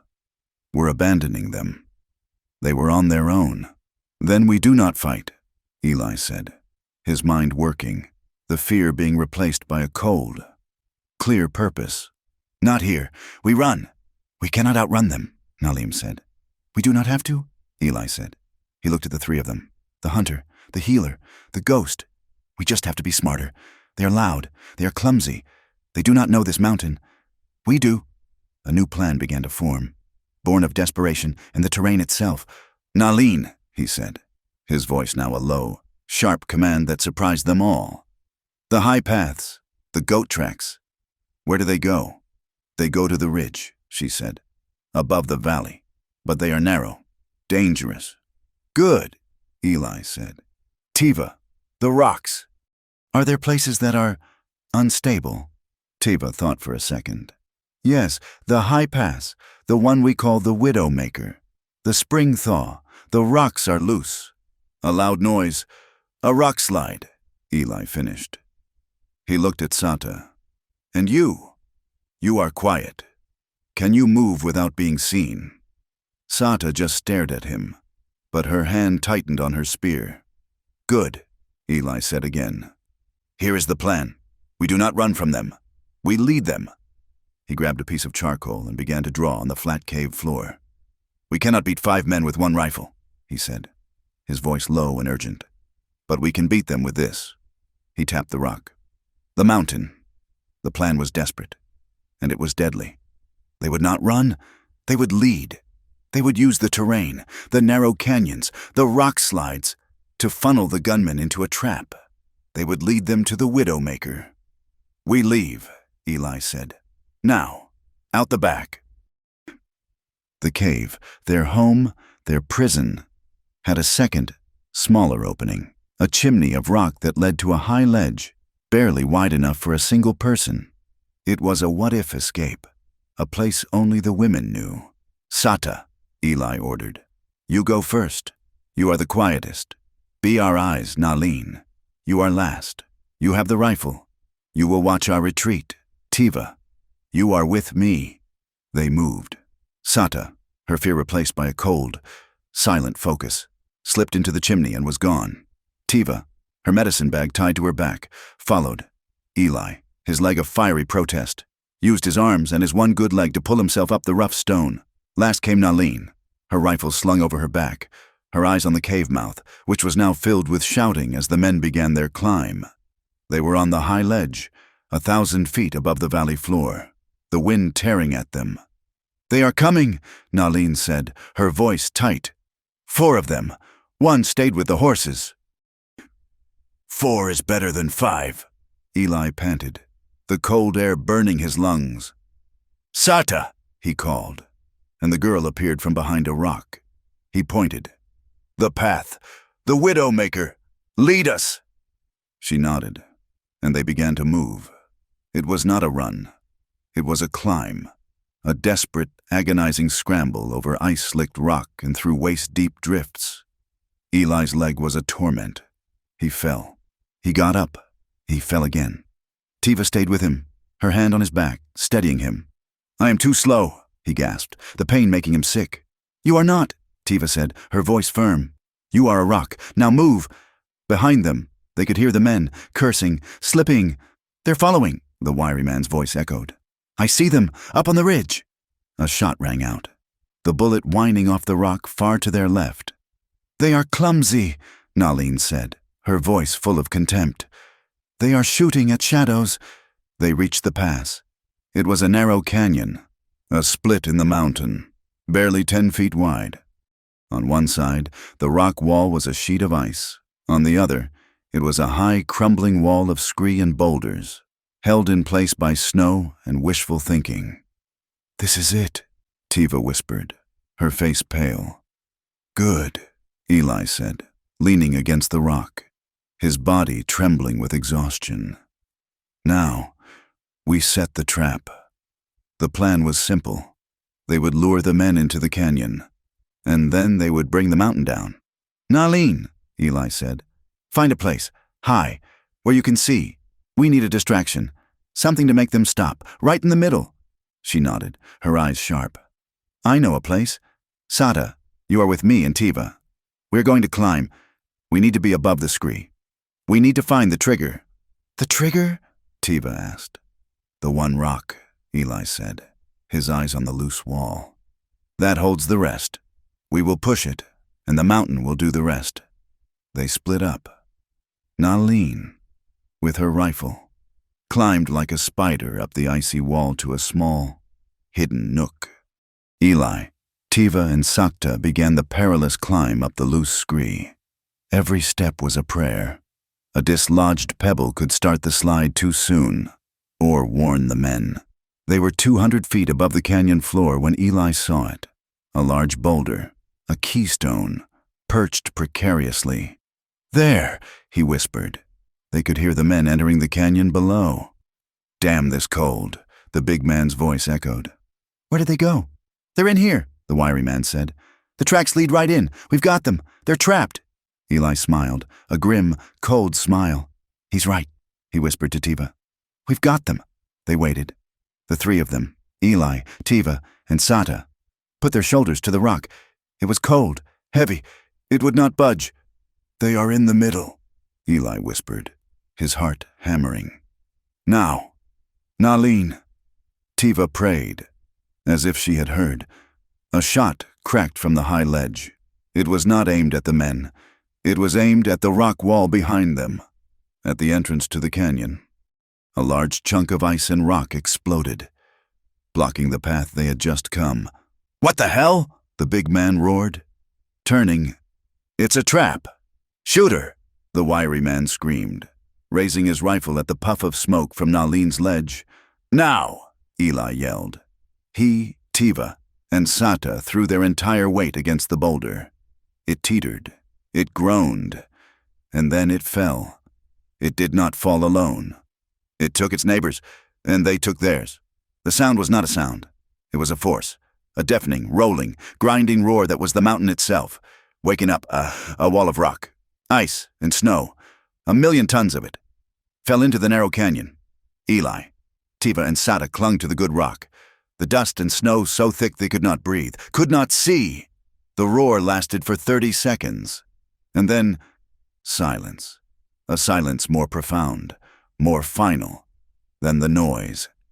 Eli, coughing, looked down. The canyon was gone. It was filled, choked with boulders the size of cabins. There was no pass. There was no path. And there were no men. "We did it," Tiva whispered, her voice full of awe and terror. Eli looked at his hands, raw and bleeding from the rock. He had not fired a shot. He had not killed anyone. The mountain had. But the victory was short-lived. 2 of them, a voice spat. Eli whirled. The wiry man. And another. They had been at the back of the group. They had been far enough back to be missed by the main slide. They were alive, and they were looking up at Eli, Tiva, and Sata. The wiry man raised his rifle. "No!" Eli shouted, and he did the only thing he could. He shoved Tiva and Sata, pushing them flat against the rock as he threw himself in front of them. The rifle roared.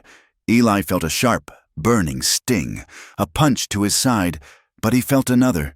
He heard a sound, a small, wet thud next to him, and he heard Satata cry out, not her scream of terror, but a pained, sharp, animal sound.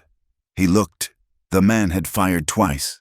1 bullet had grazed Eli's ribs, a bloody, burning line. The other bullet had hit Sata. It had struck her in the back, just below the shoulder. As she was falling, "Sata!" Tiva screamed. The wiry man was working his rifle, trying to load another shot, his hands shaking. A shot rang out. From above, the wiry man's head snapped back, and he fell, his rifle clattering on the rocks. Nalin, the last man, the 4th one, looked at his dead friend, looked up at the ledge where Nalin was, looked at the rock slide that had eaten his boss, and he ran. He turned and scrambled back over the rocks, fleeing for his life, but Eli did not see him. He was only looking at Sata. She was lying on the scree, her face pale, a dark, wet stain spreading across her deerskin shift. "No," Eli whispered. "No, no, no." He scrambled to her. "Sata, it's all right. We are safe." She looked at him, her eyes wide, not with fear, but with a strange, dark confusion. Tiva was at her side instantly, her hands pressing against the wound, her face a mask of desperate, focused grief.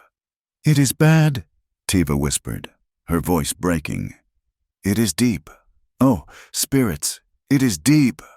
We have to move," Nalin yelled, climbing down to them, her rifle in her hand.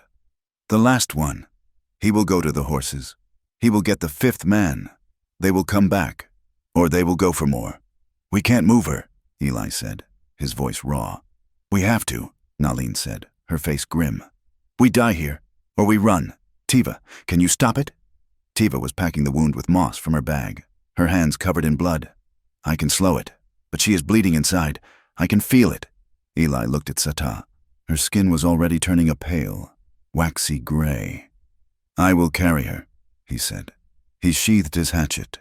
He ignored the fire in his ribs. He gently, so gently, slid his arm under Sata's body. He lifted her. She was so light. She was just a child. "Eli," she whispered, her voice a tiny thread of sound. "I have you," he said, his voice choking. "I have you. We are going." He began to walk, to climb, carrying her, his bad leg forgotten, his own wound forgotten. Nalin led, her rifle ready. Tiva was right behind him, her hand on Saita, as if she could hold her to this world by touch alone. They ran. They scrambled through the dark woods, the snow-covered pines, as the sun began to set, leaving the valley of death behind them. They moved for hours. Eli's world shrank to the small, light body in his arms. He walked until his leg was numb, until his arms were screaming, until his own blood was soaking his shirt. Sata was quiet, too quiet. "Eli," she whispered, her voice so faint he had to put his ear to her lips. He stopped. Nalin and Tiva stopped. The woods were dark. "Eli," she said again, her small hand coming up, her fingers touching his cheek. "I am here, Sata," he said, his tears falling hot on her cold face. "I am here." She looked at him, her dark eyes full of a strange, adult wisdom. "I don't want," she whispered, her breath a tiny puff of white, "to die before I kiss you." Her voice, the one she had been denied, had returned, and this is what she asked for. A life, a kiss. Eli's heart broke. He had kissed Tiva in desperation. He had held Nalin in her grief. He looked at this child woman, who had seen hell, who had offered him her silence, her loyalty, and now, her last, dying wish. He leaned down, and with tears streaming down his face, he kissed her. It was not a kiss of passion. It was a kiss of profound, heartbreaking tenderness. It was a kiss of a father, a brother, a husband. It was a kiss of goodbye. Her lips were cold, but she kissed him back. A faint, tiny pressure. Then, her hand fell from his face, and her eyes closed. "No!" Tiva screamed. "She is breathing," Nalin said, her voice a raw command. "She is breathing! Do not stop! Eli, do not stop!" He found a new strength. A strength born of her words, of her kiss. He would not let her die. He held her tighter, and he moved. They found a place. Hours later, a cave, high above the valley. A den. It was dry and deep and smelled of bear, but it was empty. "Here," Nalin said, collapsing at the entrance. "We will be safe here." Eli carried Sata inside, to the very back, and laid her on a bed of furs. Snow, the storm, which had held off, had returned. It began to fall, thick and heavy, sealing the mouth of the den, covering their tracks, and trapping them together. They were safe from the gunmen. They were prisoners of the mountain. Nalin built a small, smokeless fire. Tiva, her face a mask of desperate concentration, was tending to Sata. She had stripped her and was cleaning the wound. "The bullet, it is still in her," Tiva said, her voice hollow. She looked at Eli. "And you?" She looked at his side. His shirt was a frozen, bloody rag. She came to him and, with a grim efficiency, cut the shirt away. The bullet had torn a 4-inch gash along his ribs. It was deep, bloody, but it had not gone in. "You are lucky," she whispered. "She is not," he said, looking at Sata. Tiva cleaned his wound, packed it with the last of her pine pitch, and bound it tightly. The pain was excruciating, but he barely felt it. He went to Sata. She was unconscious, her breathing shallow, her face the color of the snow outside. Tiva was working, her hands moving, stitching the wound, packing it, praying. Nalin sat, her rifle across her knees, guarding the mouth of the den. Though nothing could get through the wall of snow, they were trapped for days. The blizzard raged. The four of them, in a small, dark hole in the rock, huddled together. Tiva did all she could for Sata. She boiled snow and forced water between her lips. She made broth from the last of their dried meat. Eli and Nalin just watched and waited. On the third day, the fever took Sata. She began to burn. She thrashed, calling out, not in English, not in Apache, but in a strange, babbling, fever language. Tiva bathed her, her face grim. Her body is fighting, but the poison, the bullet, I cannot get it. That night, it was the coldest. The fire was just embers. The wind was a demon. Sata was still, too still. Tiva was asleep, her head on Eli's good shoulder, exhausted. Nalin was on his other side, her back to him, but she was pressed against him, sharing the last of their warmth. Eli was in the middle, awake. He was looking at Sata, who lay in front of the fire, a tiny, still form. He was not a hunter. He was not a warrior. He was a man who had failed to protect anyone. Pike was dead, and now Sata. He had accepted their food. He had accepted their medicine. He had accepted their bodies. He had accepted their law, but he had never said it. He had never made the choice. He had refused. He looked at Tiva, sleeping against him. He looked at Nalin, who had given him her pain. He looked at Sata, who had given him her first and last kiss. And he knew. He gently, so he would not wake them, touched Tiva's hair. He touched Nalin's shoulder. They stirred, their sleep so light. Nalin turned, her eyes opening, black in the dim light. Tiva lifted her head, her face full of sleep and grief. They were all huddled together for warmth. Eli looked at the two of them, the two sisters who were left. I am yours, he said, his voice a hoarse whisper in the dark, cold den. They stared at him. I am yours, he said again. The words a vow, a final surrender. If you will still have me. He had not chosen.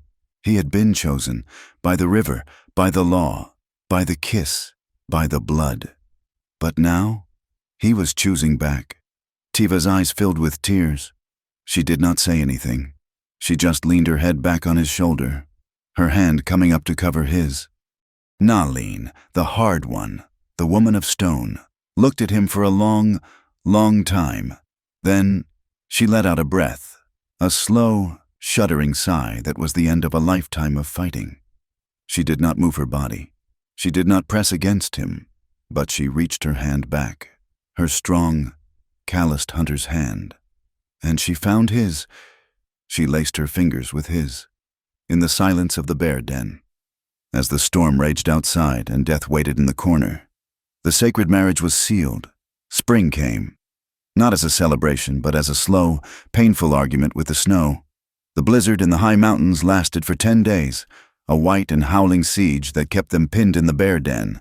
For 10 days, they were a world of four, huddled around a fire that was little more than smoke, sharing the last of the dried rabbits, their bodies pressed together for warmth.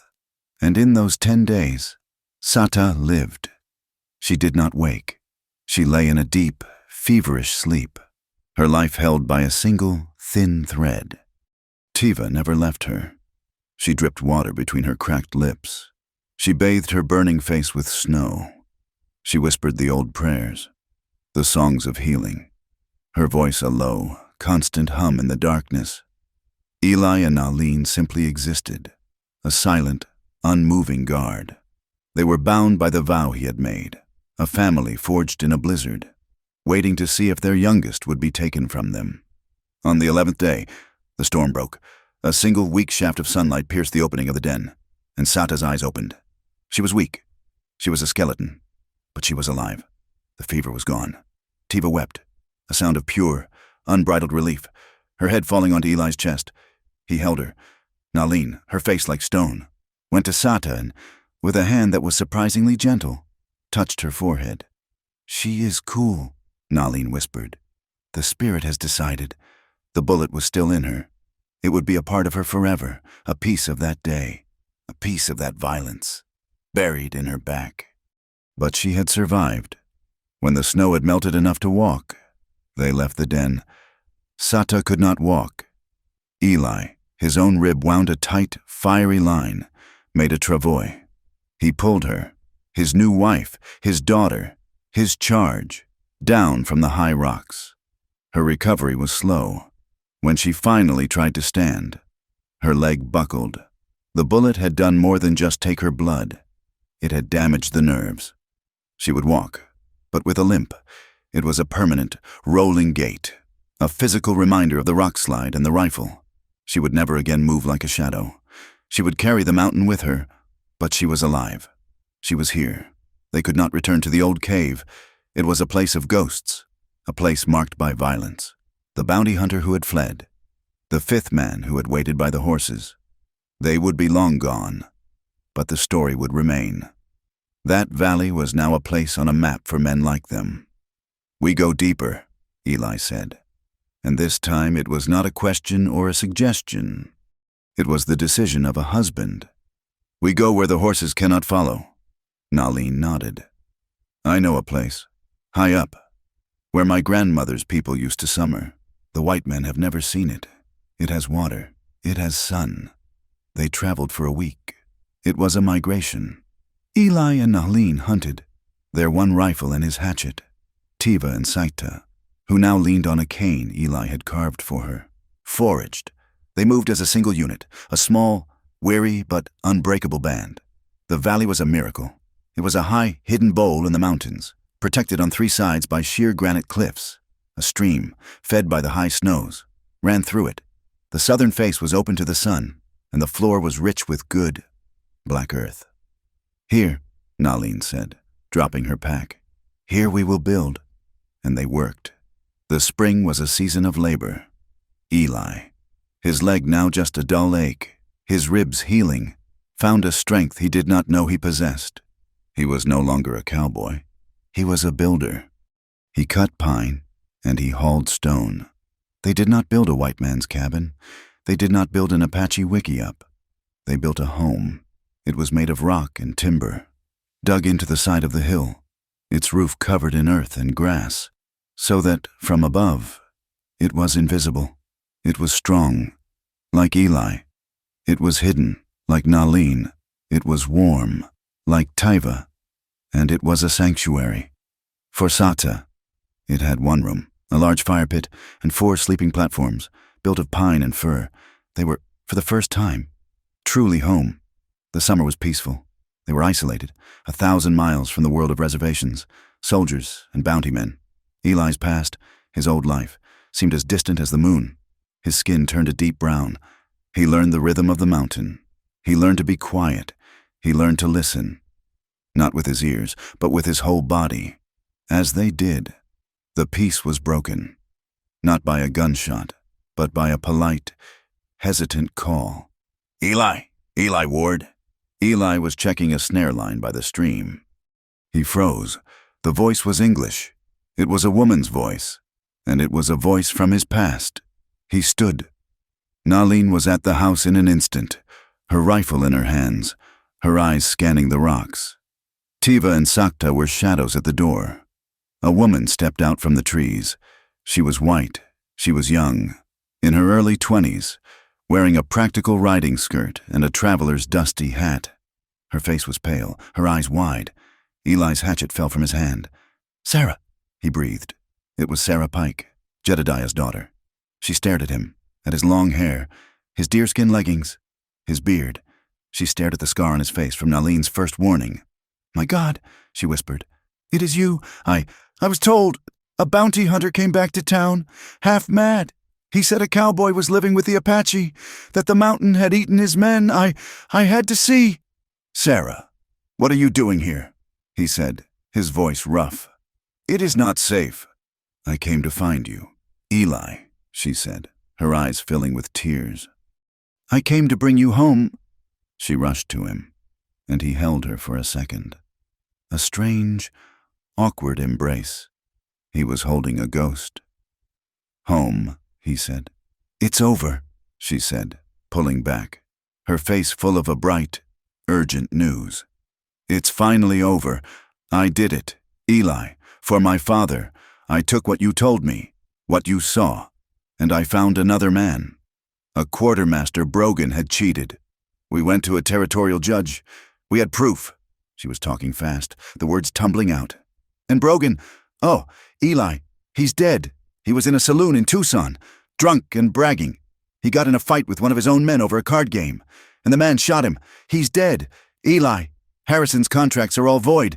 The Army, they are ashamed. They cleared Pa's name, and they cleared yours. She grabbed his hands. Her hands were soft. Your name is cleared, Eli. You are not a deserter. You are a hero. You can come back. You are free. The word hung in the thin mountain air. Free. He could go back. He could be Eli Ward again. He could have a farm. He could go to a church. He could be normal. He looked at Sarah, at her clean, hopeful, white face. A face from a life he had almost forgotten. Then he looked past her, up the hill. He saw the small, strong house built of rock and earth. He saw Tiva, her hands covered in dirt from the garden, her face open and afraid. He saw Sada, her hand on her cane, her limp a mark of her survival, her eyes on him, loyal and true. And he saw Nalin, standing by the door, her rifle held loosely at her side. She was not looking at Sarah. She was looking at him. Her face was hard, but her eyes were not. Her eyes were saying what she had never said. Do not go. He turned back to Sarah. He gently took his hands from hers. I am free, Sarah, he said, his voice quiet, and for the first time, he knew it was the truth. He pointed to the small, hidden valley. This is where I live now, he said. Her face fell. The hopeful, bright light went out. What? Eli, no, you cannot. This is not your life. They are not your people. They are, he said. They found me when I was dead. They gave me a life. A life? She said, her voice rising, on the edge of hysteria. Hiding in the rocks, like an animal?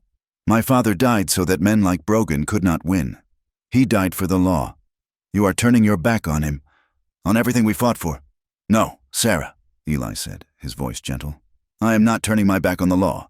I am just living by a different one, a sacred one. I am a husband. Sarah's eyes went wide. She looked at the three women on the hill. Not one, but three. The bounty hunter's story had not been a lie. Oh, God, she whispered, her face a mask of horror and pity. They have made you a captive. They have bewitched you. No, Eli said. They have saved me. She stared at him, at the quiet certainty in his eyes. She was her father's daughter, and she recognized a man who had made his peace, a man who was living by a code, even if she could not understand it. She took a step back, her shoulders slumping. You are not coming back, she said. It was not a question. I am home, he said. She nodded. Once, the tears now falling freely. Goodbye, Eli Ward. God keep you. She turned, and without looking back, she walked to her horse, which was tethered in the trees. Eli watched her go. He watched the last piece of his old life ride out of the canyon, until the sound of the horse's hooves was gone, swallowed by the wind. He was alone. He was free. He was home. He turned and walked up the hill. Tiva, who had understood most, explained to the others. Nalin listened, her face grim. That night, the four of them sat by the fire, under the stars. The air was thick with the change. The last link to his old world, the last threat, was broken. Nalin was staring into the flames. She was from your life, Nalin said, her English quiet. Yes, Eli said. She wanted you to go. To the railroad, to the sea. Eli looked at her, surprised. I used to dream of that, Nalin said, her voice low, a confession he had never heard. When I was a girl, before the raid, I saw a picture, in a book, of the big water, San Francisco. I wanted to see it. I wanted to ride the iron horse. I wanted to escape. She poked the fire with a stick. I thought freedom was somewhere else, a place where I was not Apache, A place where I was just a woman. She looked up at him, her eyes catching the firelight. But I know they would not see a woman. They would see an Indian. They would see a savage. I would be just as trapped as I am at San Carlos. Just a different cage. She looked at Tiva, who was half asleep, her head on Eli's shoulder. She looked at Sata, who was listening, her face calm in the firelight. "Here," Nalin said, her voice rough. "I am not free, but I am seen." She looked at Eli. "You see me? Not just an Apache, not just a hunter. I see you, Nalin," he said, his voice quiet. "You are my freedom. Eli Ward," she whispered, a truth so profound it shocked them both. "My freedom is not in running. It is in being loved for all that I am." He put his arm around her, and she leaned against him. The three of them, Tiva on one side, Nalin on the other, they had planted. The spring had been a time of building, and the summer was a time of growth. In the small, rich valley, their life was taking root. They had planted corn and squash and beans, the three sisters of the Enda. Tiva had planted her wild herbs, her medicines, her sacred roots. Life was returning. It returned in small ways. One afternoon, as Eli was mending a trap, he heard a sound, a low, soft humming. He turned. Sata was sitting in the sun, her bad legs stretched out, her hands weaving a basket. She was humming. It was the lullaby, the one Tiva had taught him. Her voice, the one she had lost, was still locked away, but her song had returned. He smiled and did not move, for fear of breaking the spell. And one evening, Tiva, who had carried the grief of her brother for so long, laughed. Eli had been carrying 2 heavy skins of water from the spring. He stumbled, his bad leg catching a root, and he went down, sprawling, the water splashing all over him. He sat up, sputtering, soaked and muddy, and looked at her. She covered her mouth, her shoulders shaking, and then it came, a peal of laughter, a real, bright, clear sound, like the spring water itself. Eli, seeing her, began to laugh too. He sat in the mud and laughed until his wounded ribs ached. It was the first time in 2 years Tiva had laughed. It was the first time in his life Eli had felt such joy. At the close of the day, they lay beneath the stars. The fire was a bed of red, glowing embers. The 4 of them were on the furs, a tangle of limbs, a blanket of shared warmth. Eli was in the middle. He was home. He looked at the woman on his left. Nalin, the survivor, the warrior, his fierce protector. He leaned over and kissed her, a long, slow kiss of respect and heat and partnership. He looked at the woman on his right, Tiva, the healer, the spirit, his gentle heart. He turned and kissed her, a kiss of tenderness, of peace, of shared prayer. And he looked at the woman curled at his feet, her head resting on his legs. Sata, the silent, the shadow, his loyal, healed soul. He leaned down and kissed her forehead, a kiss of protection, of fatherhood, of pure, unblemished love. He lay back, his arms around his wives, and looked up at the spray of the stars. "I was half dead when you found me," he said, his voice a low rumble in the quiet. He felt Tiva and Nalin press closer. "I was nothing, just a shell, running from a ghost." He took a deep breath of the cold, pine-scented air. "Now," he whispered, "I have never felt more alive." He lay there, between them, surrounded by these 3 fierce, broken, healing women. He felt the steady beat of Tiva's heart, the solid, strong warmth of Nalin, the trusting weight of Sata. He was not a deserter. He was not a cowboy. He was a husband. He closed his eyes. And beneath the firelight, surrounded by a love he had never earned, but had finally accepted, Eli Ward slept, and there were no nightmares. Thank you for listening to this story from Wild West. I am your narrator. I would be mighty grateful if you would tell us what part of the country, or what part of the world, you are listening from. Please let us know your thoughts on this story in English, in the comments. And if you enjoyed this tale, Please subscribe to From Wild West. We have a lot more stories to tell.